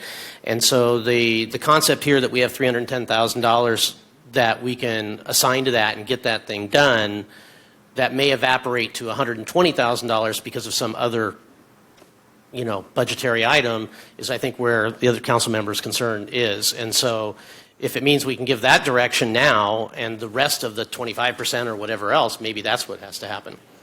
But you also have $340,000 that's going to be put into the park improvements and tree management fund, right? So what I'm kind of hearing, you guys want to go for $650,000. Now, one is CIP. What? So that's CIP. So that's 340. The park improvement? Yeah. So this is 340? It's $69,000 for trees on 152. Right. It's for a shade cover over on one of the playgrounds, and then it's brand new playground equipment at Delray Park, right? And those things have already been identified in the CIP. And then we also made judgment to say, yes, we want to have a Parks and Trails master plan done, Right. but we hadn't assigned funding to it yet. And that's No, I understand that. where those two they're different things. Can I ask a question? But wait, I'm not through yet. But then going forward, we could approve 25% to be stipulated every year for parks improvement. With the, I don't know. I think we need to think more about it. It seems like we're just jumping. Can I take a crack at it really quick? From what I'm hearing, it sounds like one is from a reserves perspective, we want to have flexibility for not only parks infrastructure, but also other capital improvements. So I think we Because have you don't know what's coming up. That's correct. the whole So thing. I think that's doable. So we can certainly do that. The second component is council's desire is to have a one-time either a $310,000 to be held as a seed money into that reserve once the policy is adopted. Third is moving forward for future years up to 25%. Maintain that flexibility similar to others, pending council approval for future year-end budgetary savings to be put to this new capital reserve. Does that summarize? That's a thumbs up. Yes. Okay, good. Yes. I do have just one quick question. Approximately how much will that master plan cost? I wouldn't know. 300,000? Yeah. So we're looking at that entire seed money. Yeah. that? Which is why the other direction you were asking what would be in the study session. So that's why I asked in the study session prior to one of our regular gonna council ask that, meetings, yeah. receive updates and provide direction on the Parks and Trails master plan. That'd be a perfect time for our public works director to present that and the cost So too. you could decide if you want to apply it to that. Yeah, do we want to apply to that? And then also at the same time, go over that capital infrastructure reserve policy. Okay. I think that's doable. Okay, we're good. Councilman Brocco, did you? You get, okay. All right. Thank you. Okay. Staff good? Okay, John, thank you. Okay, moving on to item number 8, future council-initiated agenda items. As the mayor, I have a future council-initiated item. I wanted to inform the council that due to significant concerns raised by members of the community, I have asked staff to place on the November 3rd meeting for council consideration an urgency ordinance to prohibit new smoke shops in the downtown area. This ordinance would be in effect for a limited time to allow staff to further study the issue. As I said, council consideration at the next meeting. Okay, thank you. Item number 9, city administrators report. Item number 10, city attorney's report. No report, except that we will be getting back to you in the future with a report on legislation that was passed recently that really overhauls the Brown Act, and our clerk is going to work on that. I'm sure you've seen it in the papers. It's very interesting and very confusing, but I don't want to confuse you right now, so we'll do it later.